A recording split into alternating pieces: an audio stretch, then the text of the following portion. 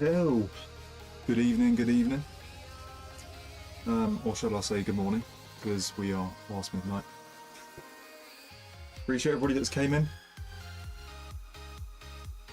Yes, the green jumper, Seb. The green one. It doesn't look green because of the bloody camera, but there it is. This is actually green, yes. It is.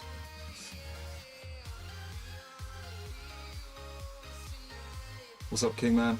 D. Alright, there you go. Apologies for the start time tonight. What's up, Miles? Thanks for coming in, man. Miles, we hear this. Fucking yeah! Sorry. Bloody, the Claude aren't, right? That Van der Ven rage was hilarious, though. Not gonna lie. That wasn't my voice. That was Claude. I was doing an impression of him because he just sent a meme about it.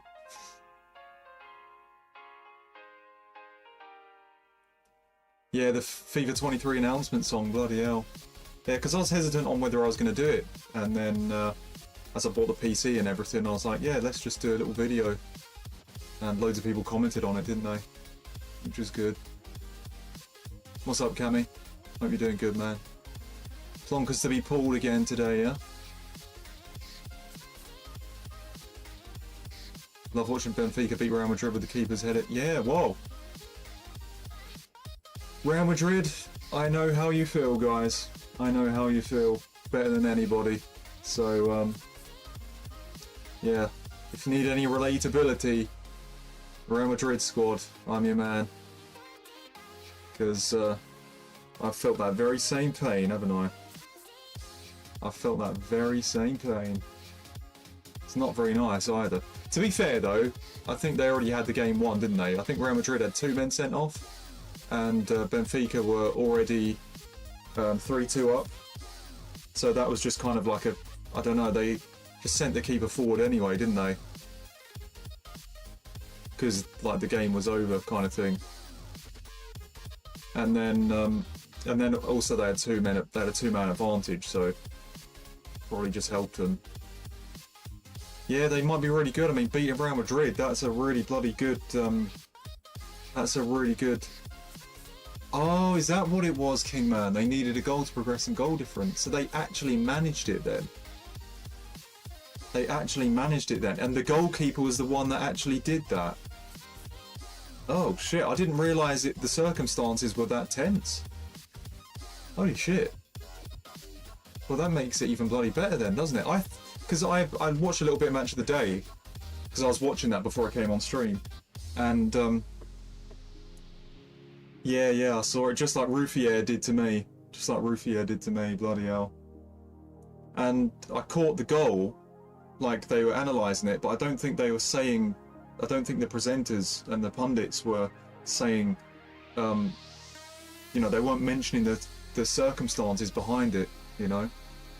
They were just kind of hyped that the goalkeeper actually scored. What a crazy occurrence that is then. Bloody hell, man. It's insane. Second win is expired. Anyway, doing a CDM Evo on Tchouaméni here. I needed to do this because it expires soon, so the entry to it expires like in 1 day, so I had to get it done. Wonder if they've released anything else in terms of Evos. Nah, nothing else it seems.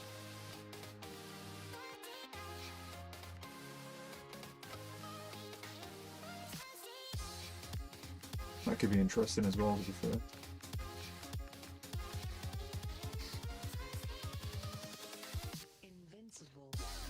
They just about finished 24th and got the last playoff spot because their keeper... Oh, wow, that's what it was then. That's what it was. Holy Christ, that's unbelievable. That is unbelievable. What's up, Buddha? Kit Wilson, says Joel Morris. He's kind of getting over now, isn't he? You know, his new entrance song and everything. The crowd are enjoying it. I kind of like that, you know. One thing I feel a bit bad about is Elton Prince. He's still out. He's still not there after all this time. That injury he's got must have been absolutely horrific. Like, for him to still be out now. You're talking like well over 6 months, I'm sure of it. Well over 6 months. Like, it might have even been before WrestleMania. Like in 2025. Like, that, I'd love to know, like, what actually happened to him. Like, what the injury was. I don't know if he's posted about it or not. I need to, like, find out about what's going on with him. Because I remember when I saw the, because I was watching SmackDown Live that night. And, it was, there was like a backflip from Nathan Fraser. And it was a bit of an awkward landing on the face. Like, I think his, like, knee or his quad hit Elton Prince's face. And then I just remember seeing just so much blood, you know, coming from like his mouth or his chin or whatever. It looked really strange. And then he had to carry on with the match, and he finished the match like a tough bastard. And yeah, we haven't seen him since. I need to, like, I'm just curious as to what happened to him. Do you know what I'm saying? Curious as to what happened to him, because that was fucking, it didn't look very nice, and the fact he's still not back is pretty crazy, to be honest. Keep saying to be honest, Jesus. Who's winning the Rumble? I think it's going to be Roman Reigns, Joel. I think it's going to be Roman Reigns, but I hope it will be someone like LA Knight returning and getting a really big moment, because we've not seen LA Knight since the Gunther match, have we?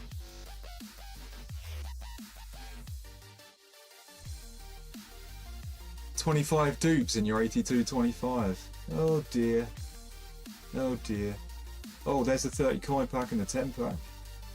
Let's indulge in that, shall we? Oh, bloody hell. Michelle McCall will be back for the Women's Rumble. Yeah, that'd be good. That'd be good.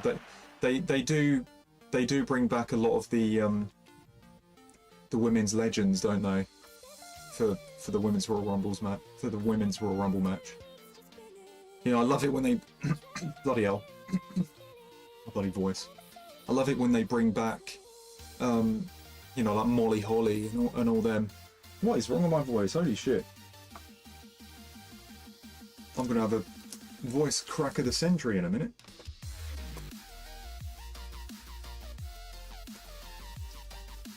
Yeah, I'll show you my team. God, I did it again.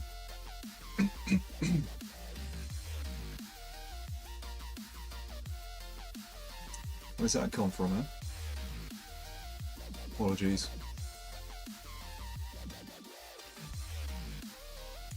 Can I see your team, please? Yep, let's show you. God, I'm struggling to talk right now. Yeah, this is my team right now. Oh yeah, I've got to get Wilson in here. Not Kit Wilson. Sophia Wilson. I need to change my formation now. I need a 4-2-3-1 with wingers.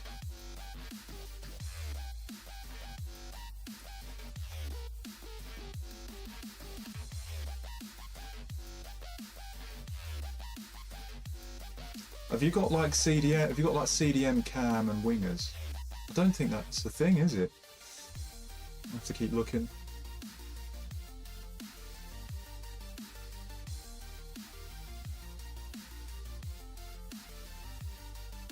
Oh, there you go.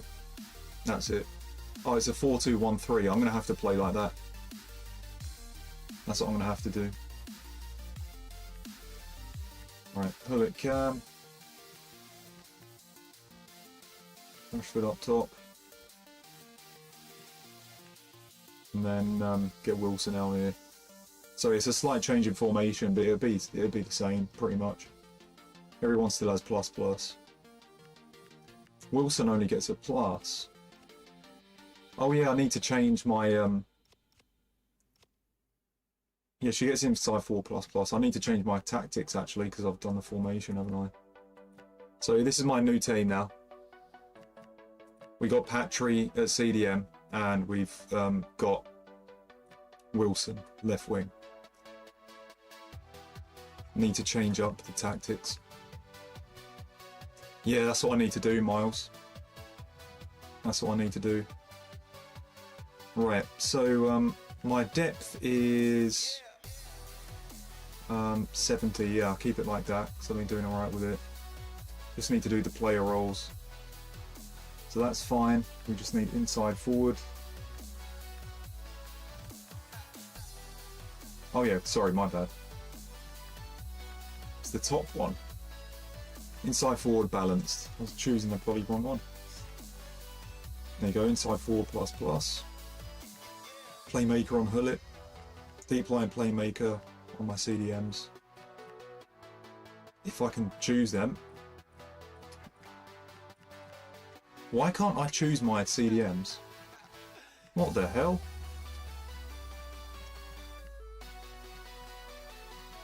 Oh god, you got to do it with your bloody analog. Right, defend.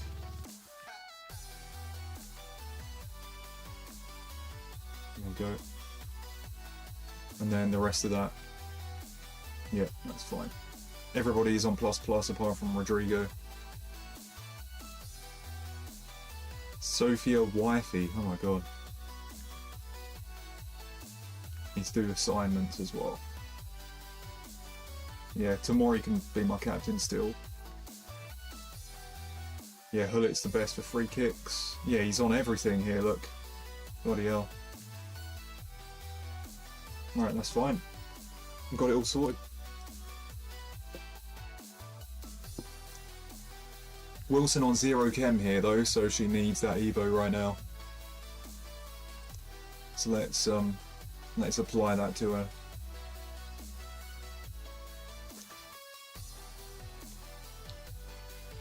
It's a good thing I did the whole Team of the Year event, you know, from 1 to 6, the whole thing, because that's helped with my chem now. I was wondering if I had another one though. Did I have another one? No, I didn't. We've only got one. That makes all the difference, man. The perfect card for it, guys. The perfect card for this Evo. This Wilson. There you go, look at that. Offers full chemistry and position. That holds a ton of value, I'm telling you. And because she's 92 rated, she won't really need any other cosmetics for a while, right? So look at that, guys. A full chem Wilson. I've got one issue here though. My Patry look is off chem, and so is Tamori.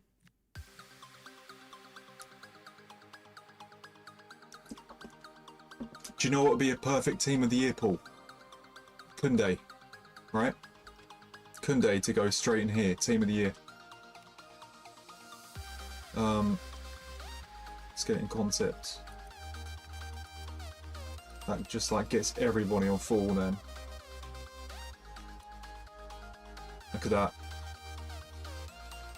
That just, look at that, just works so nicely, man. That just works so nicely. Gets my keeper off chem slightly, but that means I can just get another La Liga keeper in there or something. Bloody hell, man. Oh, Benzema goes off chem as well, though. Benzema goes off chem as well. Tamori doesn't... Hang on a second. If you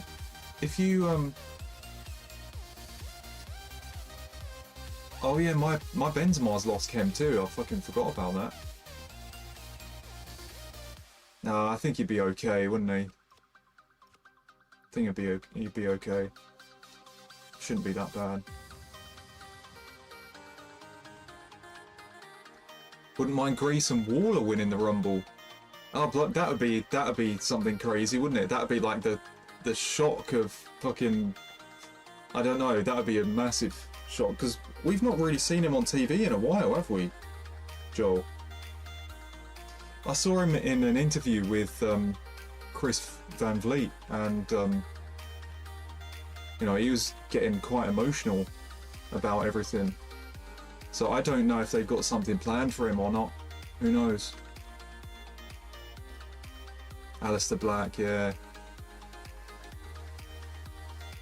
You know, when Bray was still alive, you know, I was hoping to get like an Aleister Black and Fiend feud. You know, that would have been so good.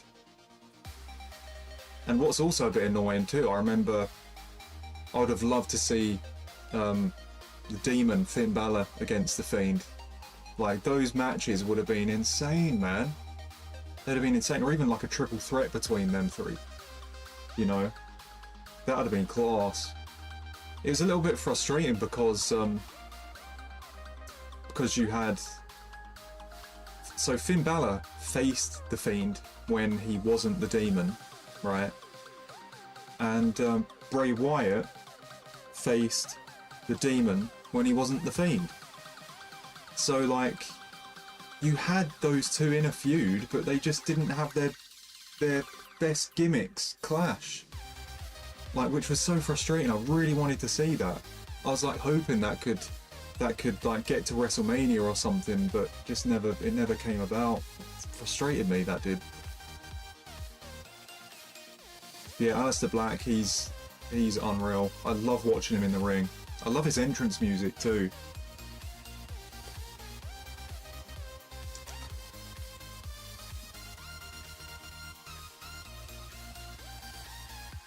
Could Matt Cardona win? You never know. You never know. There could be that like redemption story kind of thing going on with him. Because he's not Zack Ryder anymore. He's not Zack Ryder anymore, is he? They're literally calling him Matt Cardona now. You know. The like he was called the Internet Champion, wasn't he? That was like one of his things. Y2J. Oh man. Let me just pause the music here. I would love to hear 3, 2, 1, then the alarm goes off, and then break the walls down. That was probably a bit cringy for me then, fucking hell. But yeah, that would be sick if you hear that in the Rumble. That would be sick.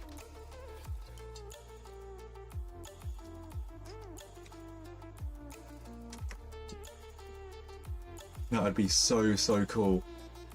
I can imagine the pop for that as well. You can imagine. It'd be very similar to Edge. I was actually watching that a little bit earlier, Edge's return. The 2020 Rumble was the one like right before lockdown. Oh man, that was just... It was so fucking cool. So cool. I was like... Yeah, I was at the edge of my seat the whole time during that Rumble. I fucking loved it. Every second of it. And then Edge comes out, Drew eliminates Brock, and then Drew ends up winning. That was just like... What a fucking night that was. From my perspective anyway. Maybe not everybody enjoyed it, I don't know, but I loved that. That Rumble was just fucking unreal.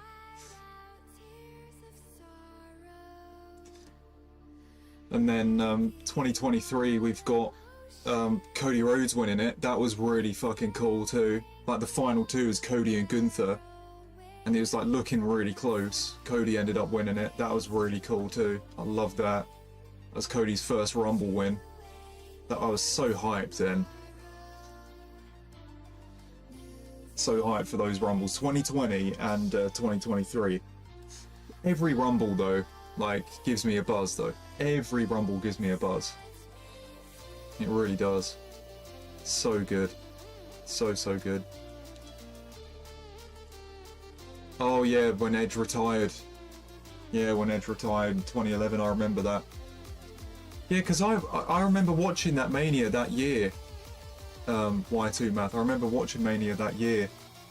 And it was, I think it was Edge and Jericho for the world title, for the world heavyweight title. And then I think Edge may have won by disqualification, or it might have been Jericho winning by disqualification. I think that's what was going on. And and I might have got that wrong. But I do remember that Edge and Jericho. No, that was 2010 actually, wasn't it? I think. Oh God, I'm getting it wrong. That was 2010. I think it was Edge and Del Rio in 2011. I think it was Edge and Del Rio, and I think Edge wins. Something along those lines, and he was still world champion, and yeah, then he had to retire with the title. I think so. I'm getting mixed up between 2010 and 2011. Because in 2010, Edge faced Jericho because he won the Royal Rumble to face Jericho for the world title, and then a disqualification happened. I remember the spear through the table. It was the year after that. Edge was in a world title match and then retired. Yeah, I remember that. I did watch that Raw when he was saying that. I was surprised as fuck. I was like, holy shit, he's actually got to stop now. You know, world title match at WrestleMania, you're thinking, right, he's still got loads of things to do, and then it just stopped. What's up, AJ? Thanks for coming in, man. Yeah, your message is getting through here, man.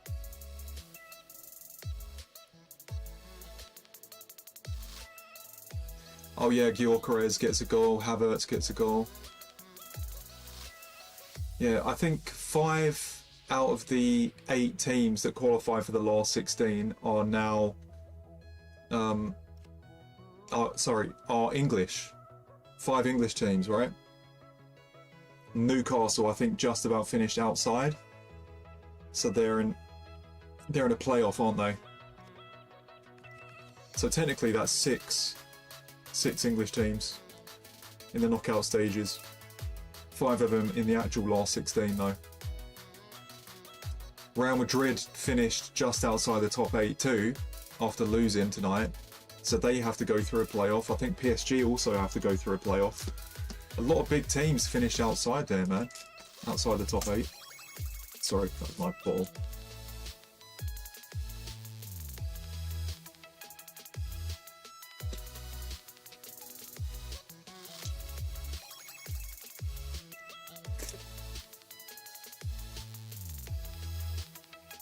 Yeah, they're doing really well in the Champions League, Arsenal. Miles is happy with the Champions League form, but he's fuming with the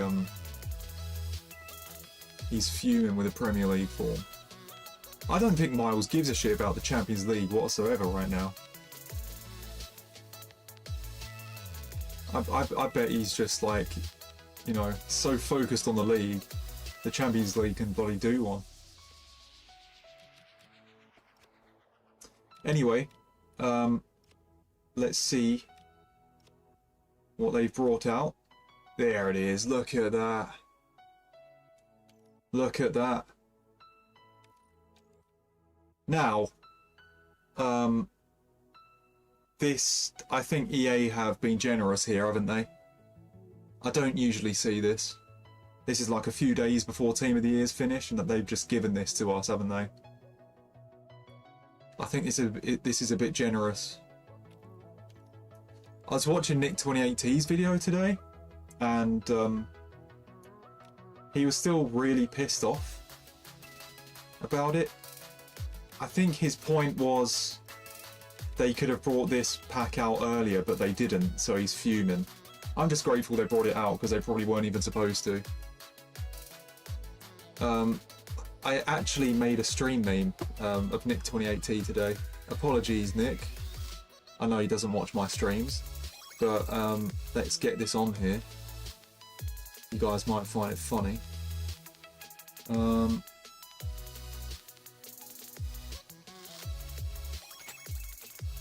Just got to make sure I pause it.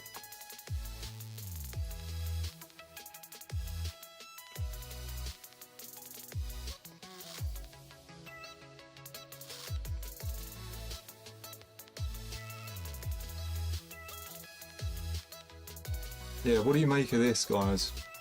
Oh, once I get it up.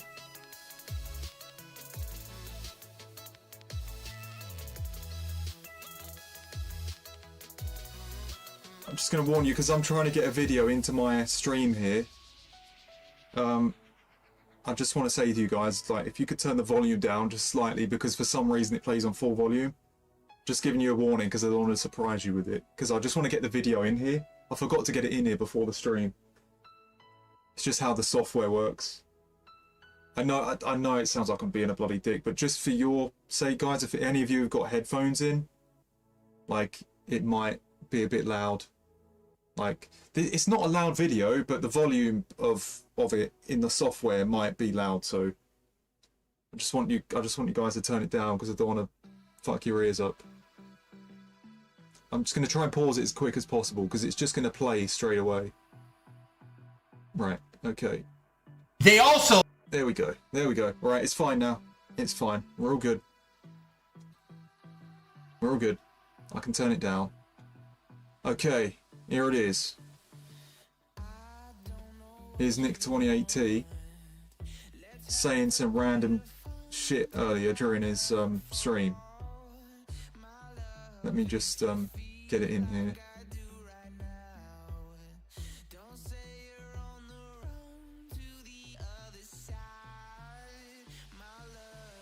Right.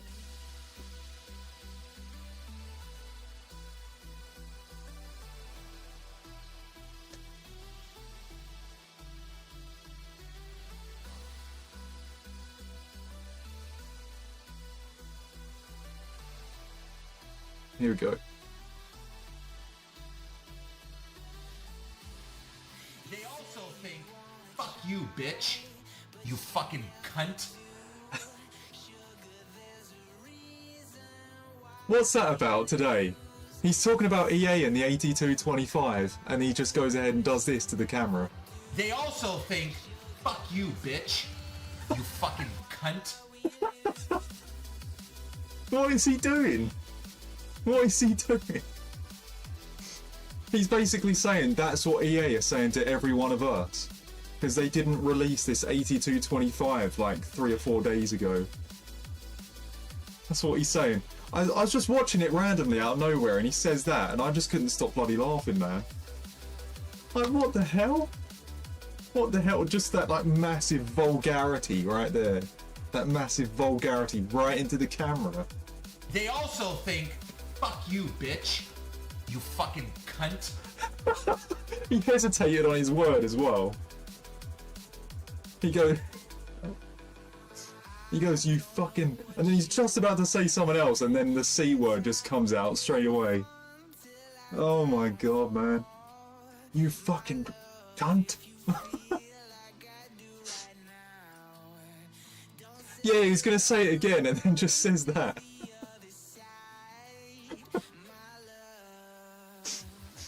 I'm just casually watching it, like, he's just talking about the content and, you know, complaining about it, and then just out of nowhere that comes up. I was just like, what the fuck? So yeah, I guess that's going to be a bit of a stream meme, huh? They also think.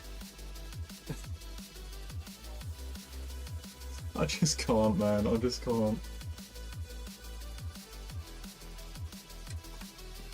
There you go. There you go. He's made it in my stream meme, because I couldn't stop laughing at that today. So there you go. I guess that's worthy of going in my clips. There it is. Anyway, let's check the requirements for this. Check the requirements.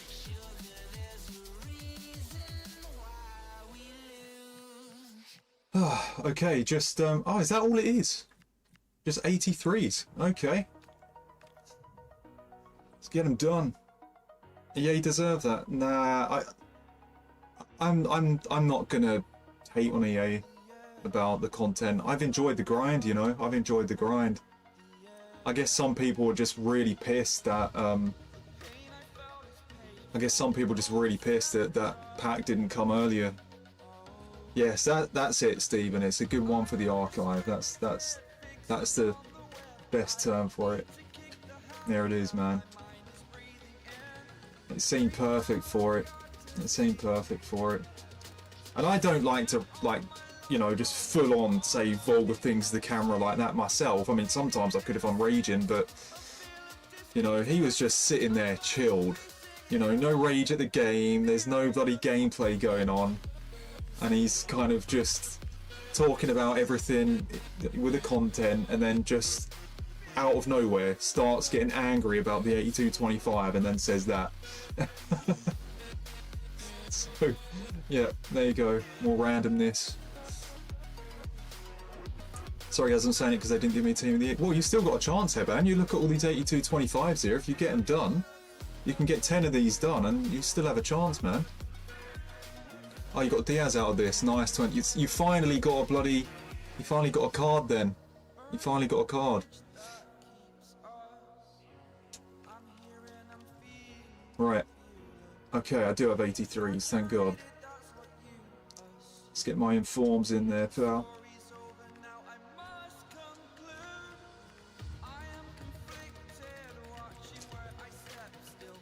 Like the way he says it. Yeah, I know. He was going to say something else, wasn't he? And then he just comes out with that. Just like the slight hesitation in the word. Fucking hilarious, man. Fucking hilarious. That's why I like him as well. He fucking makes me laugh. He does. He does. He's a brilliant character for the community for sure, man.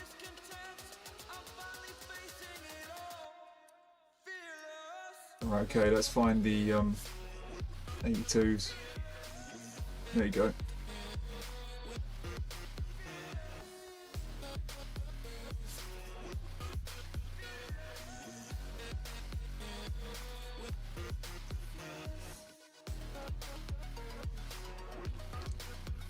Gotta get all these done.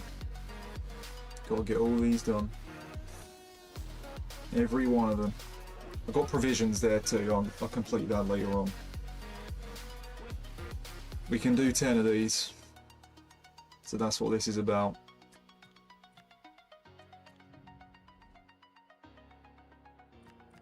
Goat SBC.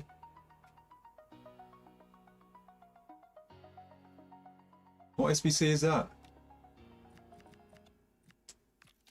What are we talking about with that one? Did they release a new SBC or something that I just missed? What's going on?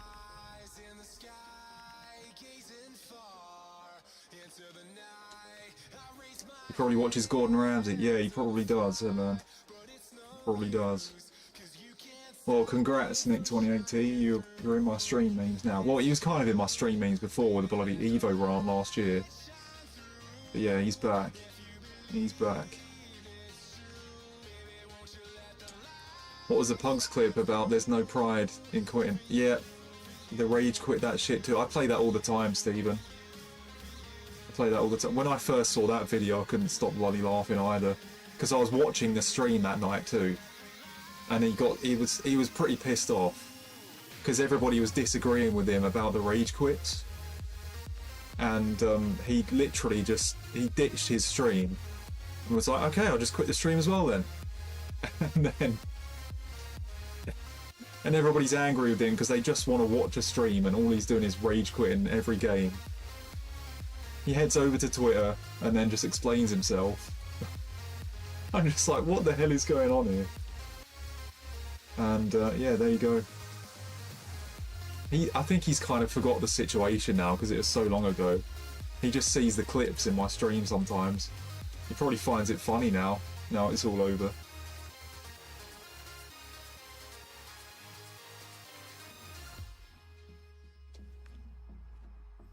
Yeah. Down with the ship, baby. That's it. Let me get to it. Here it is. I'll just play it for you, Stephen. Rage quit that shit too. Find out about it, okay? Get yourself out of the game. If it's pissing you off, it's time to leave. It's not pride.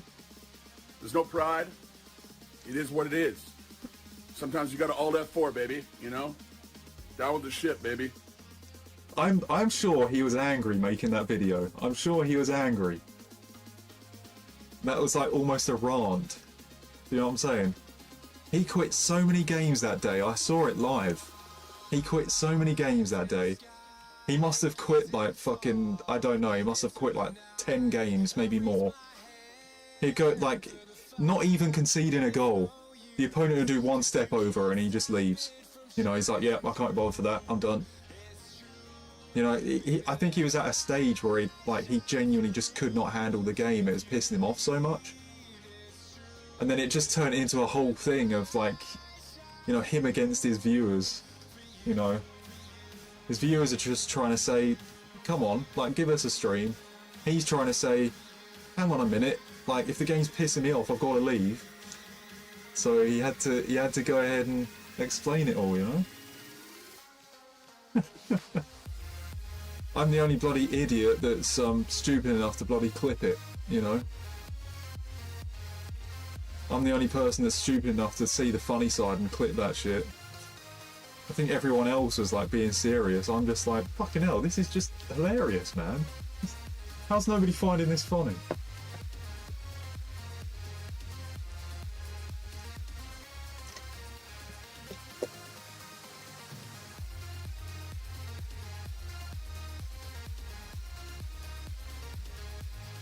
Yeah, something like that, Stephen, yeah.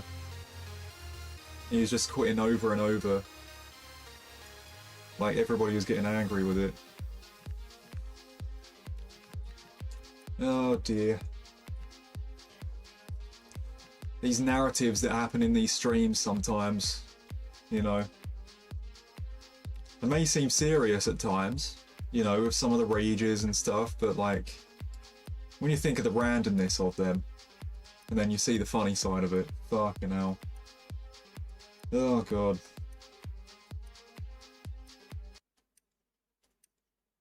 I still need to get that clip of him when he was doing Call of Duty, or was it Battlefield? And an opponent shot him when he was behind a wall. Somehow the bullet like just gets through or something. Made him rage so much, man. You know, I think I'm running out of bloody 83s already. I think I'm running out of 83s already. What's happening?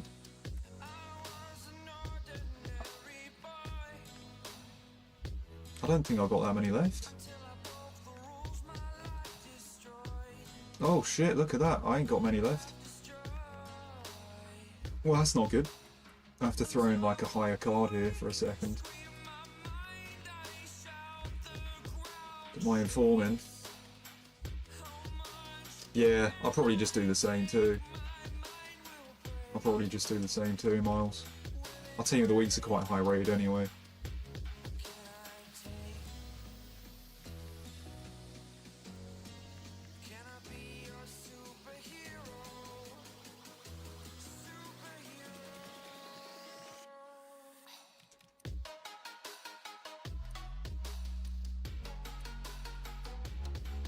Right.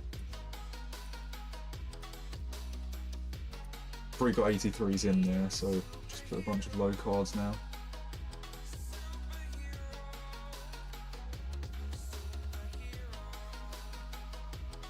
Yeah, they might be needed now, to be fair. I think that's another reason why EA were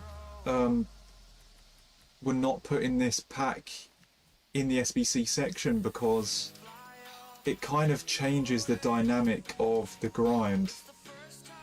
Because now you're using a lot more 83s than you're running out, and then that also means you're keeping a lot of lower cards. It kind of makes it a different thing, you know. Because now you can do 10 of these. it's it changes it all.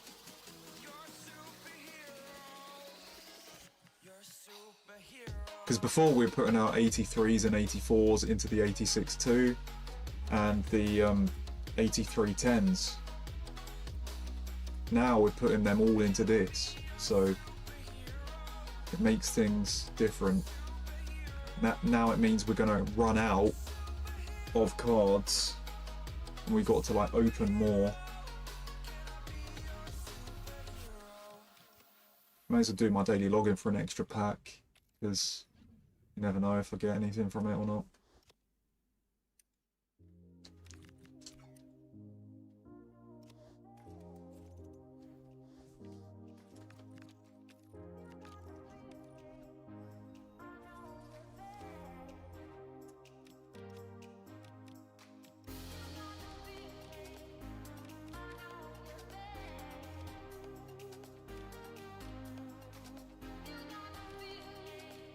No, they didn't release anything else. Did they release a new player today? Oh yeah, the guy was telling me about the GOAT SBC. He's probably talking about Messi. That's it. Sorry, my bad. I forgot Messi was in one of these.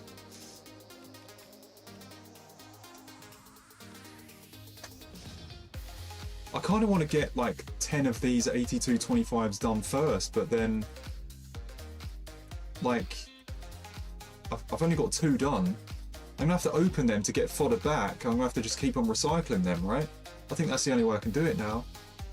I may as well open my provisions first too, so I can get some more rares.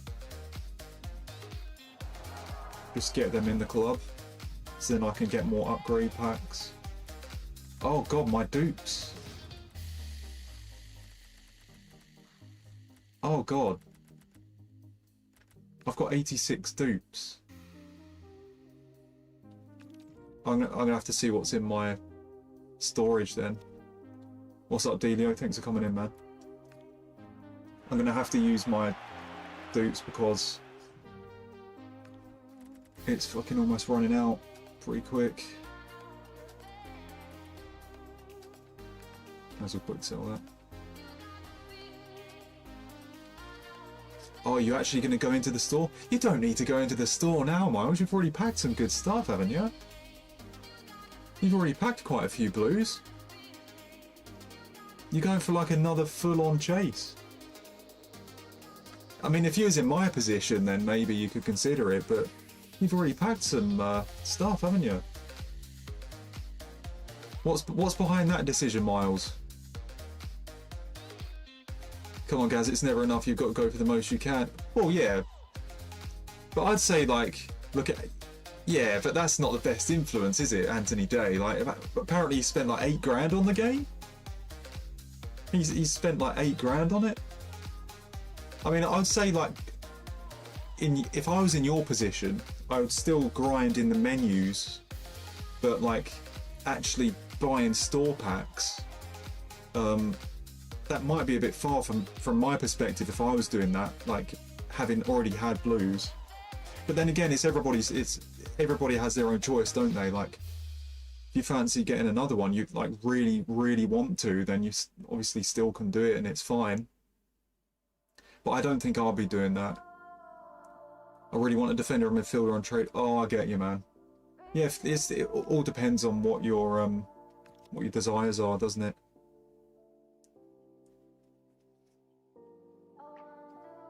I've opened 7 8225s so far. Just keep recycling them into Team of the Week packs. Yeah, man. Hopefully mine are going to be good, but it seems people are not getting anything from them. Maybe the pack weight is pretty bad. Right, I'm just going to check my dupes because I don't know what's in there. I don't know what's there.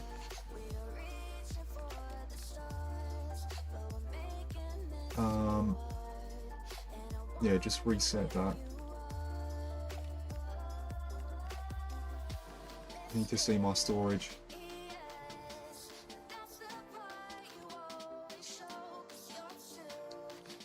What's my low storage there?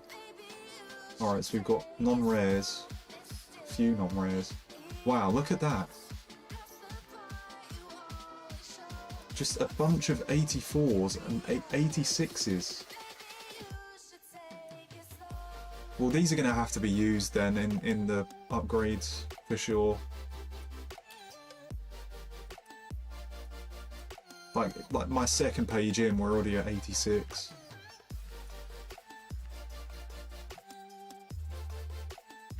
Look at that. Third page in. Look at all these informs too. Wow. All right. Now I know what's there. We can do more of them. May as well favourite that too.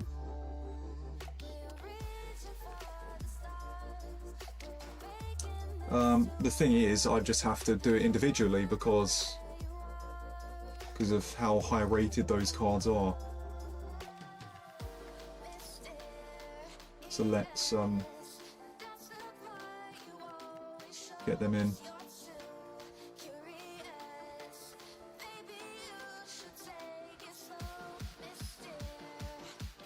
Right, may as well put an 86, and then the rest can just be low rares.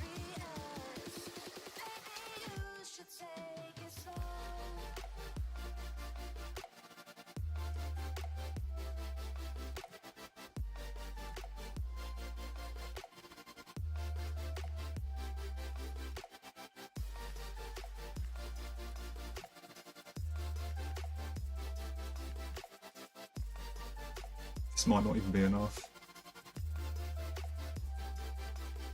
Oh damn, it's not enough. No, I've not tried Wilson yet. I moved my head a bit fast then, fucking hell. No, I've not tried Wilson yet. Right, okay, let's like move my head normally. Fuck me, man.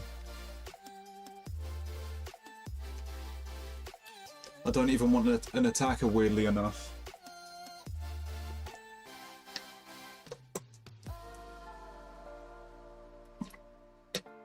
She's annoying me. Oh god. I come up against her a few times in the objective and she did score. There's a reason why I completed the card, because of how meta she is, you know.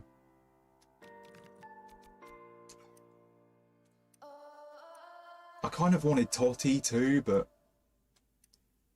because he is a really good card. But I think Wilson, from what I've seen in game, I think it makes more sense to use her.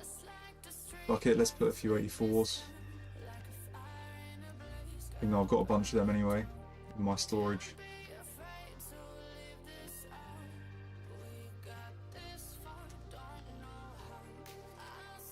Right.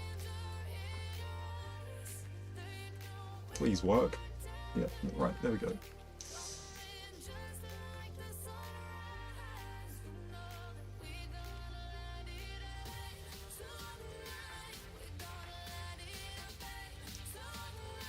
Guess I'll just keep the 2 players packs as well.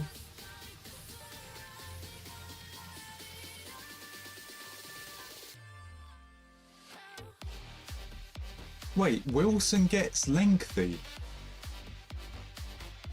How's that a thing? Really? She's only 5'5". How would she get lengthy? Or do you mean like controlled lengthy? There's something else, isn't there? Sniper Chem gives her that. If she's 5'5". Oh yeah, that's a surprise.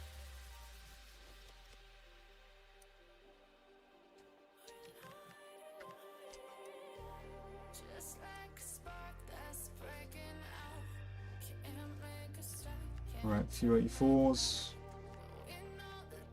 Maybe like 2 86s or something. And the rest can just be lower.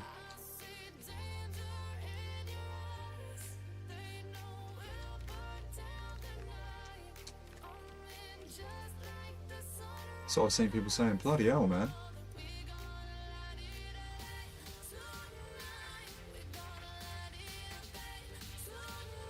Might have to look at that.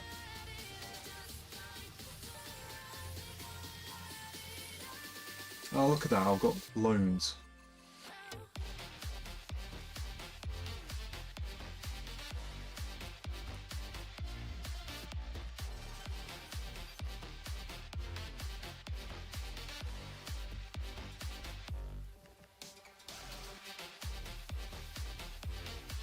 So my 83s are gone.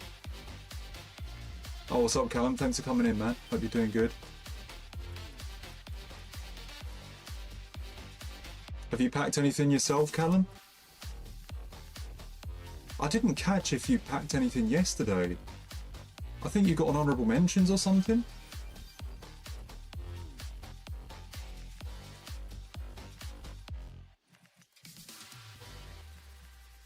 There we go, that works.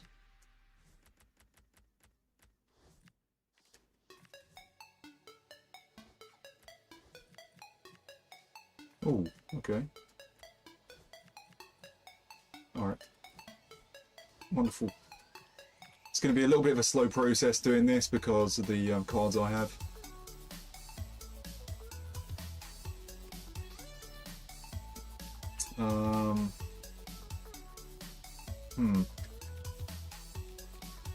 What else can we do here? Yeah, I guess we just got to carry on. Just got to carry on.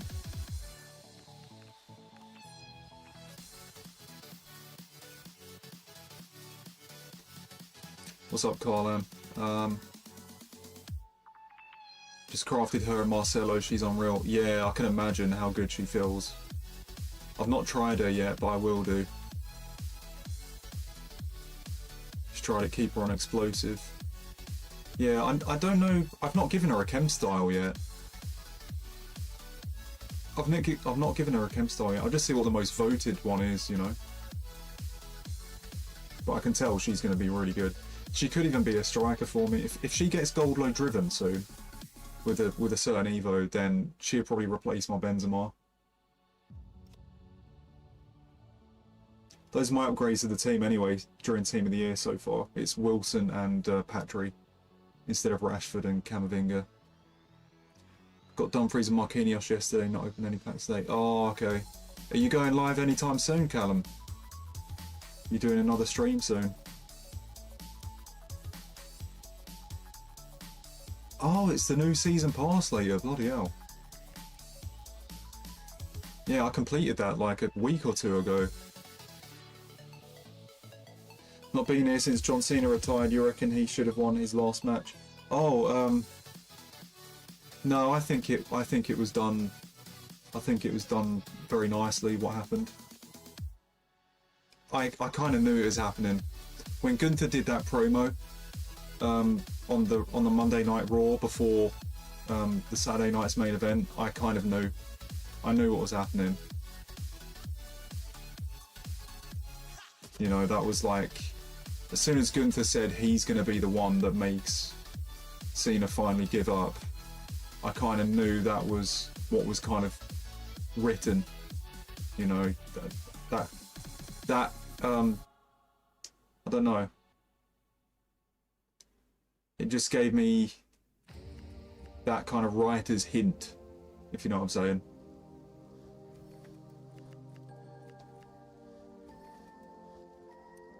So yeah.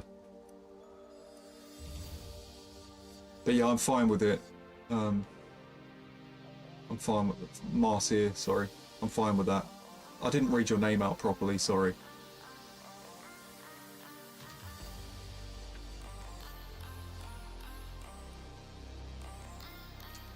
But yeah, I'm okay with it.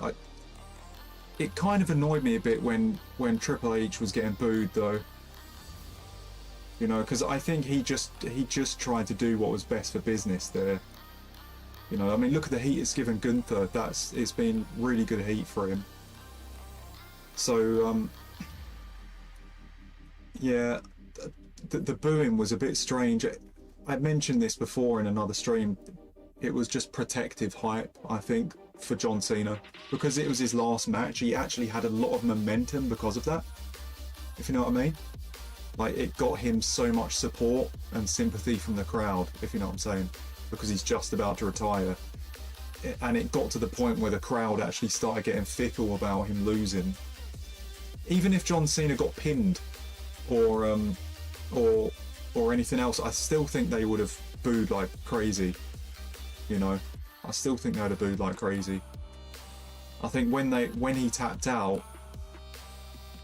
it just kind of sent those like protective hype fans, like over the edge, and they were just booing the shit out of it, you know. I think it threw Cena off a bit as well. It's certainly throwing me off. I was watching it on the TV and I'm just sitting there like, I don't know if this feels right, you know, with the booing. It's like the outcome felt suitable, but then the crowd's reaction felt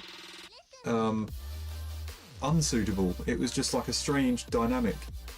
Because I originally would have thought that the crowd would have been okay with that, because of the irony behind the irony behind,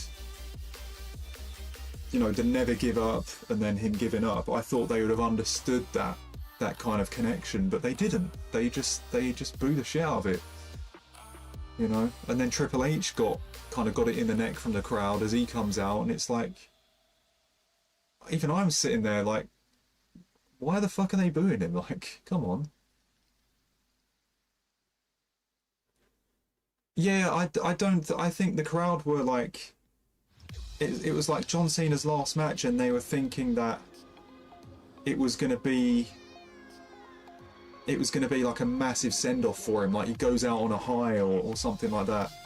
When in most cases when a wrestler retires, it's about doing business for the opponent, isn't it? You know, I've heard it so many times. It's about doing business for them, and, you know, leaving the business better than you found it. That's what John Cena's trying to do there. He's leaving. There's no progress to be made for him anymore. You know, that's it's literally his last match. So the best thing he can do is give something to somebody else, and he's giving that to Gunther. And that's obviously what the writers are doing too.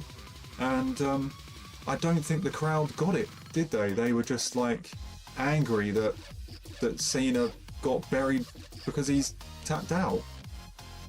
Like, that's just how it happens. What's up, Adrian? Thanks for coming in, man. Appreciate it. Unofficial raid. Haha.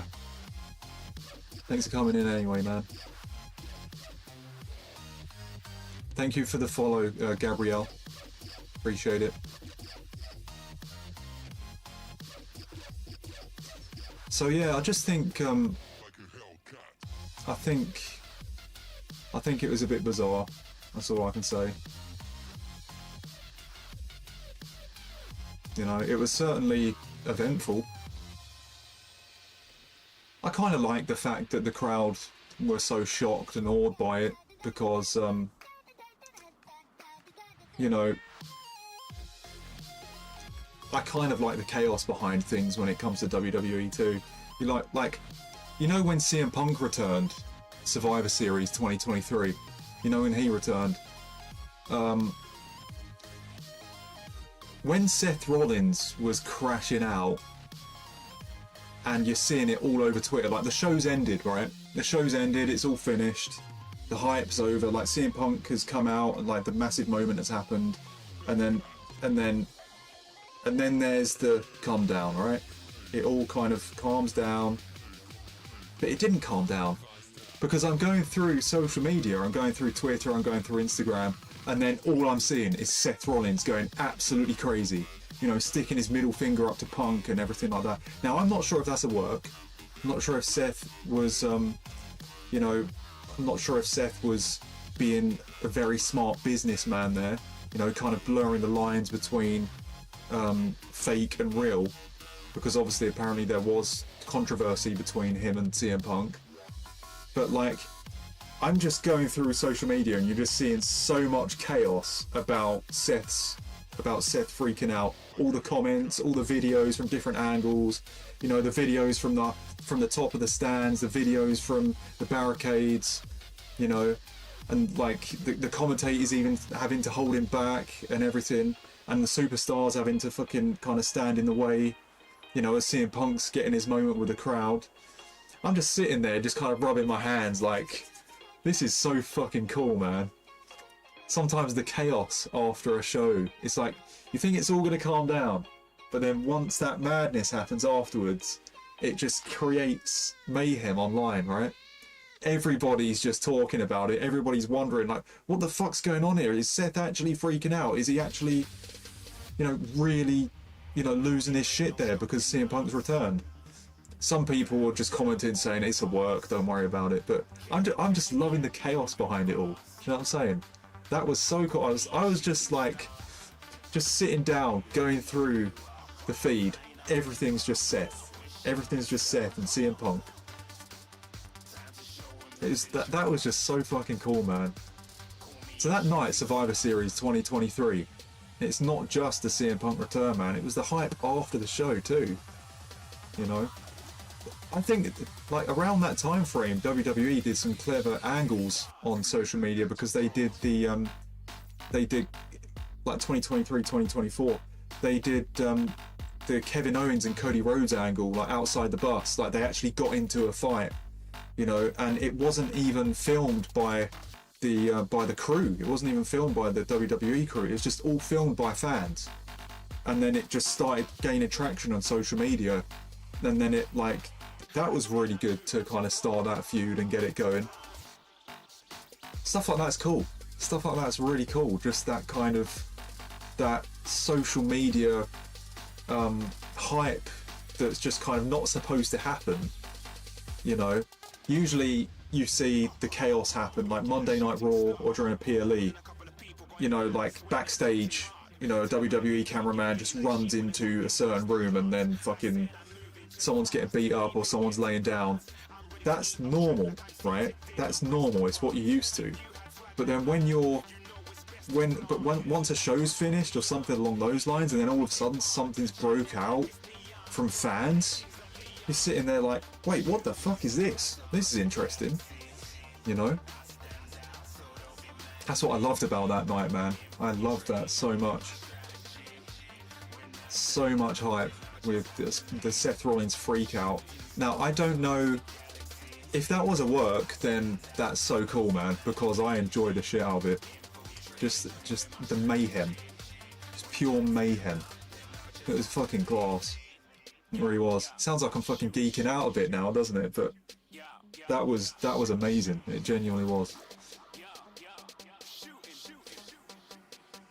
Yeah, I got that last night, Callum. I got it in the 86.7, the honourable mention.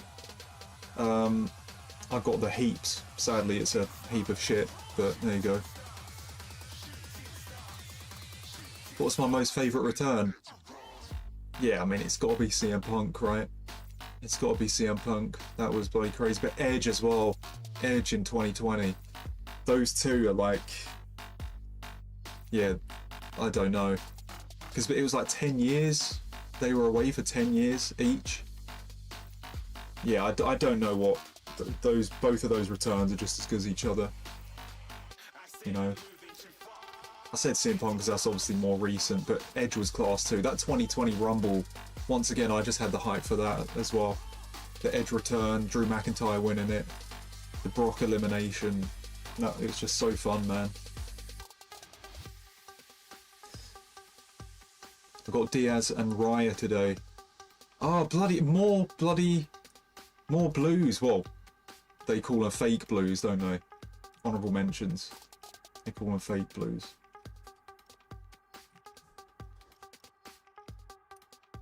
Anyway, let's put in a few more cards.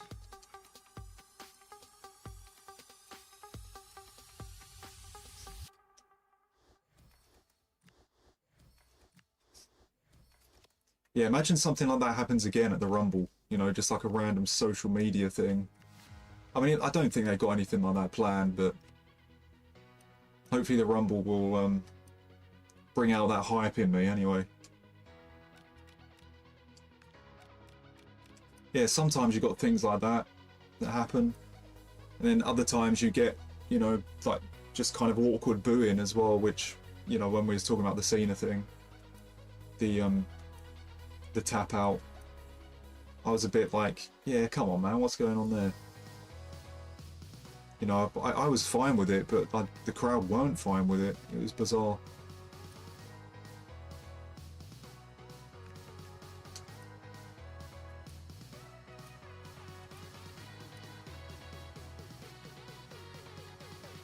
I wonder if there's anybody that has like a big problem with Chris Jericho in WWE.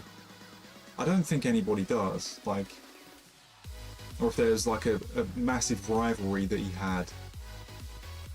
You know, he had a big rivalry with Punk, didn't he? I wonder if there's anything that could happen regarding that. You know what I mean? If Jericho returns, like, could that be turned into something as well? You know, like with Seth and Punk. You know, could there be something like? Could there be something behind that? I don't know. I don't think there'd be any controversy. I guess it'd be like Jericho returns, you get those moments. You know, there's like little stare downs. He'll have that stare down with Punk. He'll have that stare down with certain others that he was in there with. I can't remember who he was in a feud with that's still there now. You know, did Jericho have any feuds with Cody? I'm not sure if he did.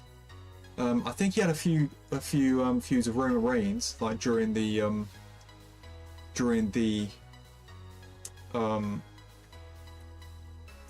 like when Roman was the big dog, and that was like the Festival of Friendship thing.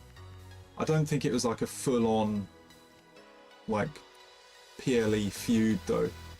They just kind of crossed paths, didn't they, like for the US title and stuff. So yeah.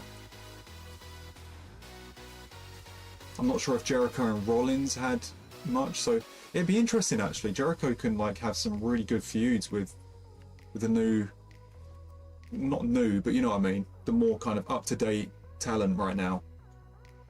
You know, Jericho and Cody would be interesting. I mean, Jericho was there at AEW with Cody as well, to be fair. Anyway, I'm trying to get my bloody brain going. I need to get this SBC done. Trying to get this SBC done, and I've got all these WWE thoughts going through my head. Struggling to bloody get my words out. Right, 79's here. Okay, if I put too many in, okay, we're fine. Maybe save that 84. Alright.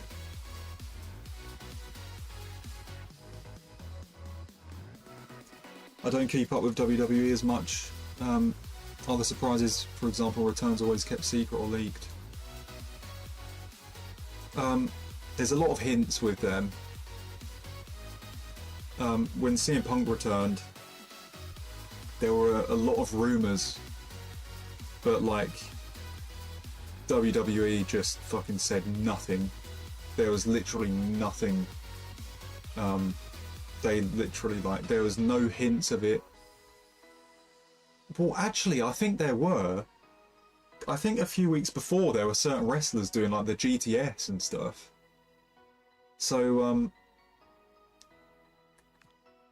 yeah, I mean, maybe there were some hints, but you didn't know if it was actually going to happen. So, yeah. But yeah, the Punk return was fantastic. That wasn't like... There were some little hints, but there was nothing that was like confirmed, if you know what I mean. Same thing with Edge. I had no clue about Edge. I had no clue about that one in 2020.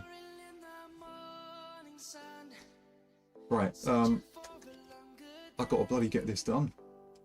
I've got to try and stay quiet now, guys, because I'm gonna just lose concentration and it'll take me ages to finish this. Okay. 85 storage in form.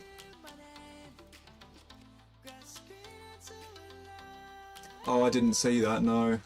12-inch Dom. How bad was it? What happened, man?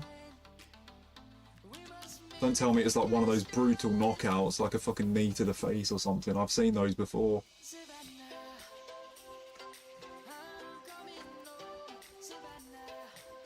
Alright, just put 386s in. And the rest can just be my low rares. Got beat up, fucking hell. Yeah, because he was like... He was one of the best, I think, wasn't he? In MMA.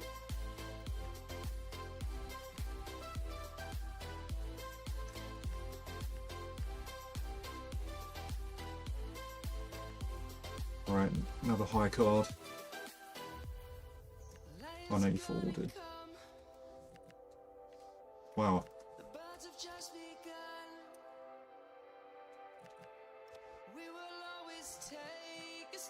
What? I've got 386s in here.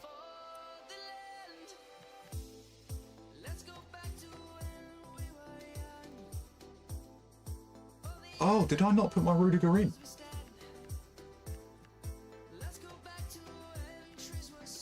Okay, I fucked something up there then. Just put 84s then. There we go. I think that was the last squad, wasn't it? My bad.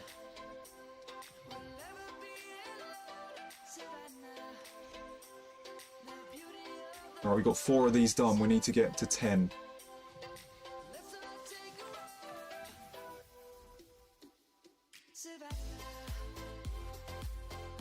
Let's just do it.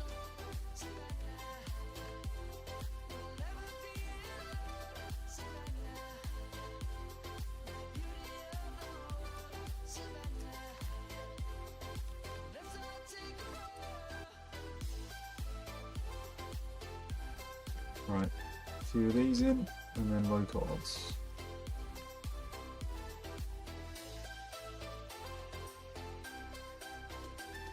Oh shit, I'm like losing low cards as well. Because it goes straight to 84s. Fuck. Look at that. I'm gonna have to open provisions. I'm gonna have to do a bunch of them too.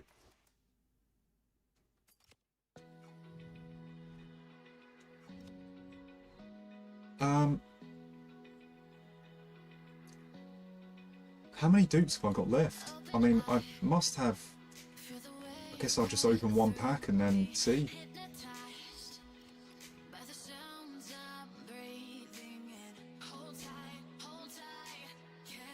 Haha. Remember your crash outs when you'd bottle elite but rewarded Red Ronaldo? Yeah, I was always happy with the gold ones though. The amount of gold ones I had, it was insane. I was happy with it. But yeah, we managed to get a few elites in the end. We managed to get some.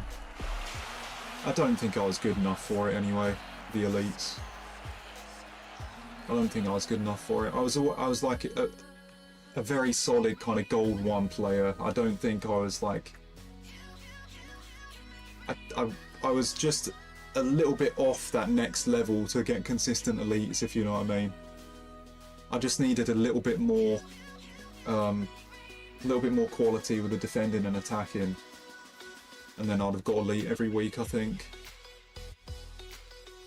But I'm happy with gold. Gold 1's still nice, like that's still a hard rank to take, so like back then I was okay with it, because I remember when I started doing my streams and doing Foot Champions, I couldn't even get gold 1, you know, like when I was in FIFA 18 it was like gold 3, gold 2, I was kind of terrible. And then the more I started playing, I was just getting gold 1 for a lot of weekends. And then those same gold 1 ranks were carrying over to FIFA 19, FIFA 20, etc. So yeah, that was it really. I think I was just, because of that competitive like nature in me, I would always say like I should get elite, I should get this, I should get that. That's just me being competitive, and just like, obviously I should have put a bit more practice in and came up against like elite players, so then I could just get to that next level. But yeah, it was just, overall I was okay with the gold 1s. You know, I was okay with that. That was kind of like my level. I finished gold 1 multiple times. You know, I guess I was just okay with getting a few elites here or there. I got them kind of late in the year anyway, when it was like bloody footies and shit, but you know, at least I got them, you know, at least I got them. Better than not getting them. Also, when I had my prime viewership, I think I was getting stream sniped a hell of a lot as well, which I never really mentioned, but there were certain names that I'd see pop up in my games, the same names. I'm still friends with this guy on PSN now, but a guy called Fizzy, I think he stream sniped me so much, you know, just beating me and making me get a few less wins. You know, because even when I go back on certain rage compilations other people uploaded of me, I'd see that Fizzy name in my opponents all the time, and I'm not even realizing. You know, I must have come up against him so many times. In FIFA 18 and FIFA 19, and I think there are other names as well. You know, people just trying to beat me and make my rank worse. Because I was getting 1,000+ viewers most of those weekends. Well, not most of them, but for quite a few of them. And you know, most of the time it was like 800, 900 viewers. There were definitely people waiting to play me and stream snipe me and not saying a word and like beating me to then like kind of fuck my record a bit, because I'd obviously rage about the record a lot, you know, saying I should have got this, I should have got that. I definitely know I was stream sniped, and like probably at least bloody once or twice per weekend to like get me less wins. You know, like Elite 1 players just coming in and fucking giving me a 4-0 battering or some shit. No, not JR Fizzy, no. A different Fizzy who was like an Elite Plus player, probably even top 100. He came up in my games quite a few times. And I'd obviously forget, like, so I'd come up against him 1 week and then I'd forget about it, and then I'd come up against him 2 weeks later and I'm just like not realising the pattern because I'm playing so many different games. But then I realised looking back at some of the compilations, like my opponent's name, I would always see Fizzy there, and it's like, oh, he's fucking stream sniping me then, making me lose.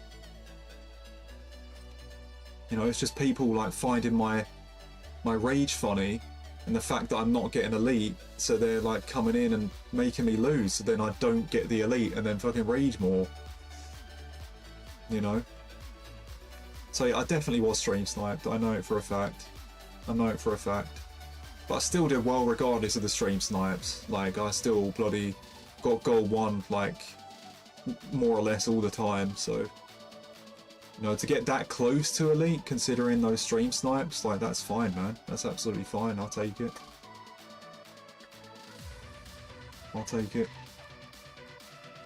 Anyway, I'm not saying that's fully the reason, but it definitely was a factor from time to time. I know it, man. I know it was.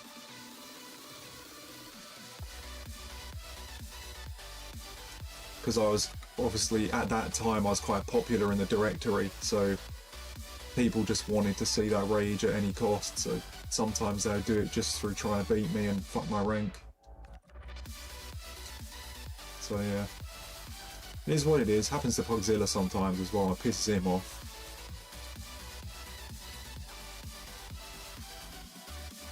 A lot of stream snipers are actual good players as well. That's the problem, because they use their quality to then give you a worse weekend league for their own entertainment, if you know what I'm saying.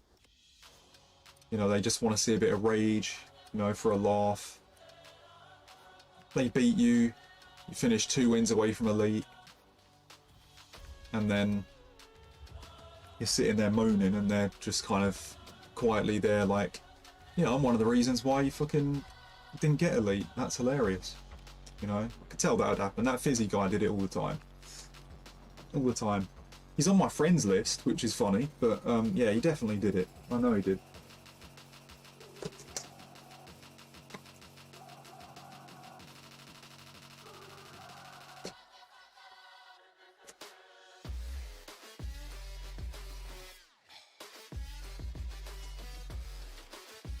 Yeah, Mark Henry was class, Cammy. Yeah, he was fantastic. When I was a kid, actually, he would scare the shit out of me. Mark Henry. When I was a kid, he was so menacing. He was so menacing. He had that size and everything. I'd look at him and I'd be like, holy fuck, like, nobody could ever beat that guy up. Even as a kid, like, I'm looking at it, I'm like, wow. He is... Yeah, like, and the thing about him too, it's not just the way he looks. He's legit. Like, When they call him the world's strongest man, it's because he genuinely was. Like, he was genuinely so fucking strong, like ridiculous strength. Not only did he look scary, he genuinely was scary. You know? So yeah, like what a character for WWE as well then, right? What a character for WWE. Like, he was brilliant, man. He was brilliant. You know, you don't get much better than that. Genuinely. I'm glad he got his bloody world title wins too. Like, if he would have went through WWE like all those years and then never winning a world title, then that would have been a joke. Do you know what I'm saying? Like, that world title kind of justified his career, do you know what I'm saying? Fucking, like, you can't be that fucking, you know, good of a specimen to just, like, never be a world champion. Yeah, you got it, man. I remember the time when he won it as well. I was like, yeah, that makes complete sense. I was happy he won it because I think his first world title was against Randy Orton. And I was like, fucking finally he gets a world title after all this time. You know, because he had like some good runs in like 2007, 2008 time, or even 2006. He had some really good runs where he's like a really big threat, but never got a world title. Kind of baffled me a bit. And it is only in 2011 he actually got it. You know? Yeah, he was fucking unreal, Delio, he was unreal. But yeah, like, it does go to show though, like, how hard it is. Like, you could be someone like Mark Henry, and because, you know, you've got the likes of Cena, you've got Randy Orton, you've got everybody else in there, Undertaker, you know, that are like in the main event spots. Like, it is hard to still like get those world titles, you know, it is hard. Yeah, Rey Mysterio going against Mark Henry, etc. Yeah, WWE like are really good at that, you know, like the size difference matches. It just kind of, it just makes you look at it and you're just like, holy fuck, that's crazy. Like, I remember Rey Mysterio and Great Khali, like, fucking hell, man. That's yeah, it's certainly entertaining, man. Yeah, and broke the ring, yeah. Yeah, when he ripped open the lock too. Yeah. Yeah, I saw a clip about that. I saw the clip about that. They were supposed to weaken it so then he can just kind of pull it off in like, I don't know, 5-10 seconds or something, I don't know. And like, they just did nothing. I think they probably did that on purpose. I think they did that on purpose. So they must have thought backstage, some of the workers there, I don't know whether they forgot or not, but they must have thought like, let's make him do it for real. It might take a while, but if he does it for real, then that's insane. You know what I'm saying? It made the segment look more real, to be fair. If he'd done it in short time, it would have been like, you know, maybe everyone would have been like, yeah, they just bloody weakened it for him. But the fact it took a while, everybody can sit there and be like, oh shit, he really broke that. It added realness to it. So maybe that was on purpose. You know?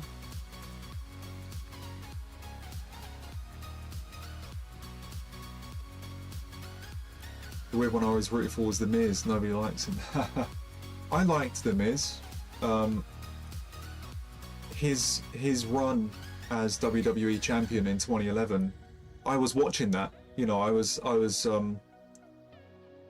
16 at the time, and I was watching his segments, his Monday Night Raw segments, and I was like watching his mic work, and yeah, he was like very, I mean, even now still, but back in 2011 when I was watching those segments and I'm watching those promos, I was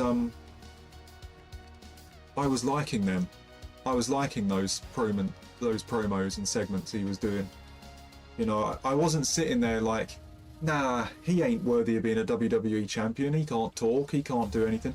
Like, I was watching all of it, and I was being entertained by it, genuinely.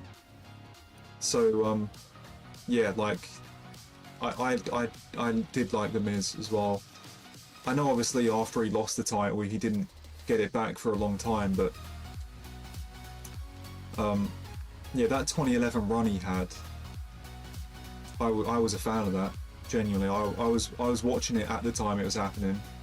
No, it's not one of those things where it's like, oh, I didn't watch it, I just watched back some of it, and oh yeah, he was actually good.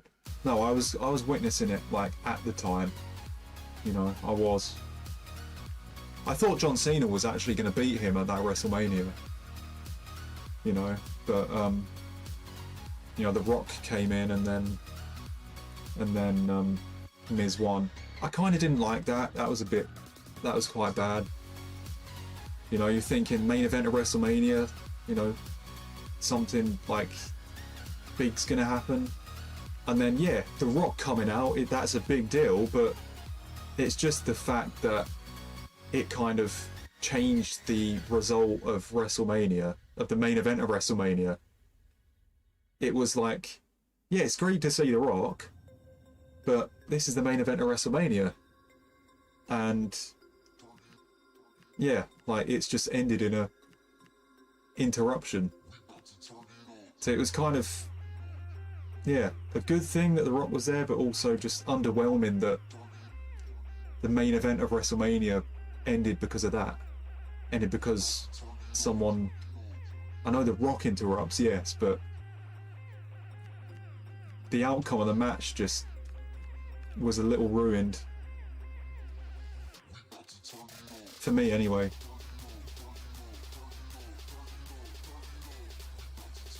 What's up, Fridas? Thanks for coming in, man. Appreciate it.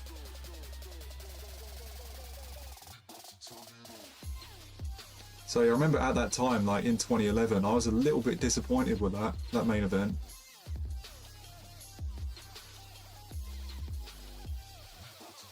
Apparently Miz was concussed as well, though. I didn't know it at the time, but he got like badly concussed because I think his head hit the concrete with one of the spots they did on the barricade. So I remember that, like, looking back on certain clips, but I didn't know he was actually concussed when I was watching the match. Who do you think is the most underrated?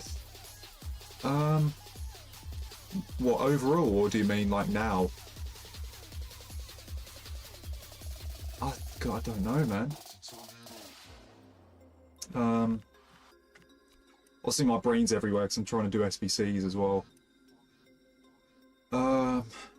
Most underrated in WWE.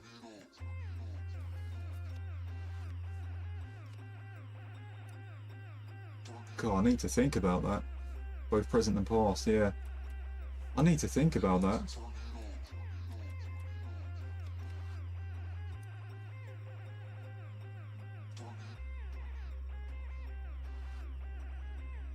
I think what's come to my mind was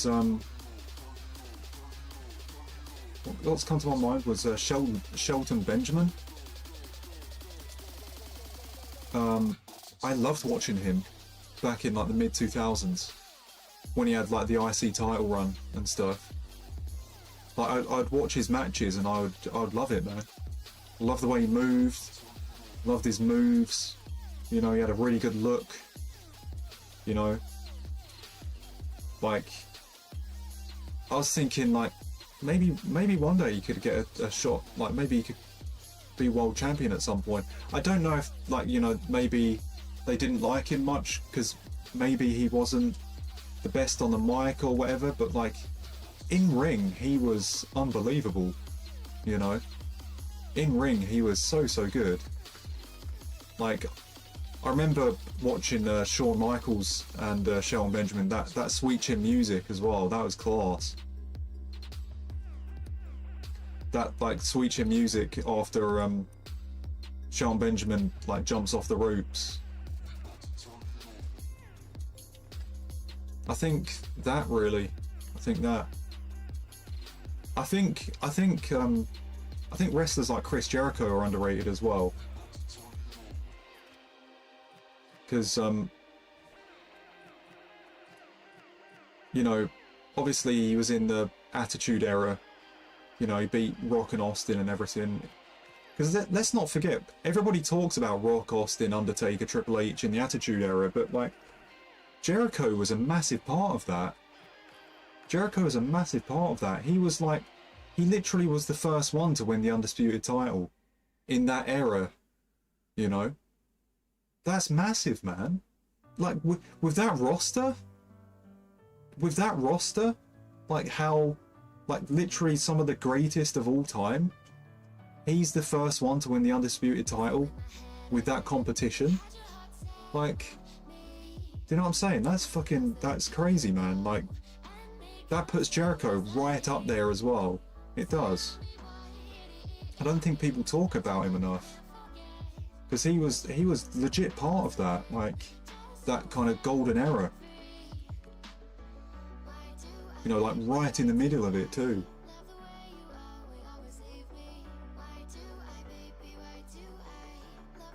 Who's the most overrated? Oh, I don't know, man.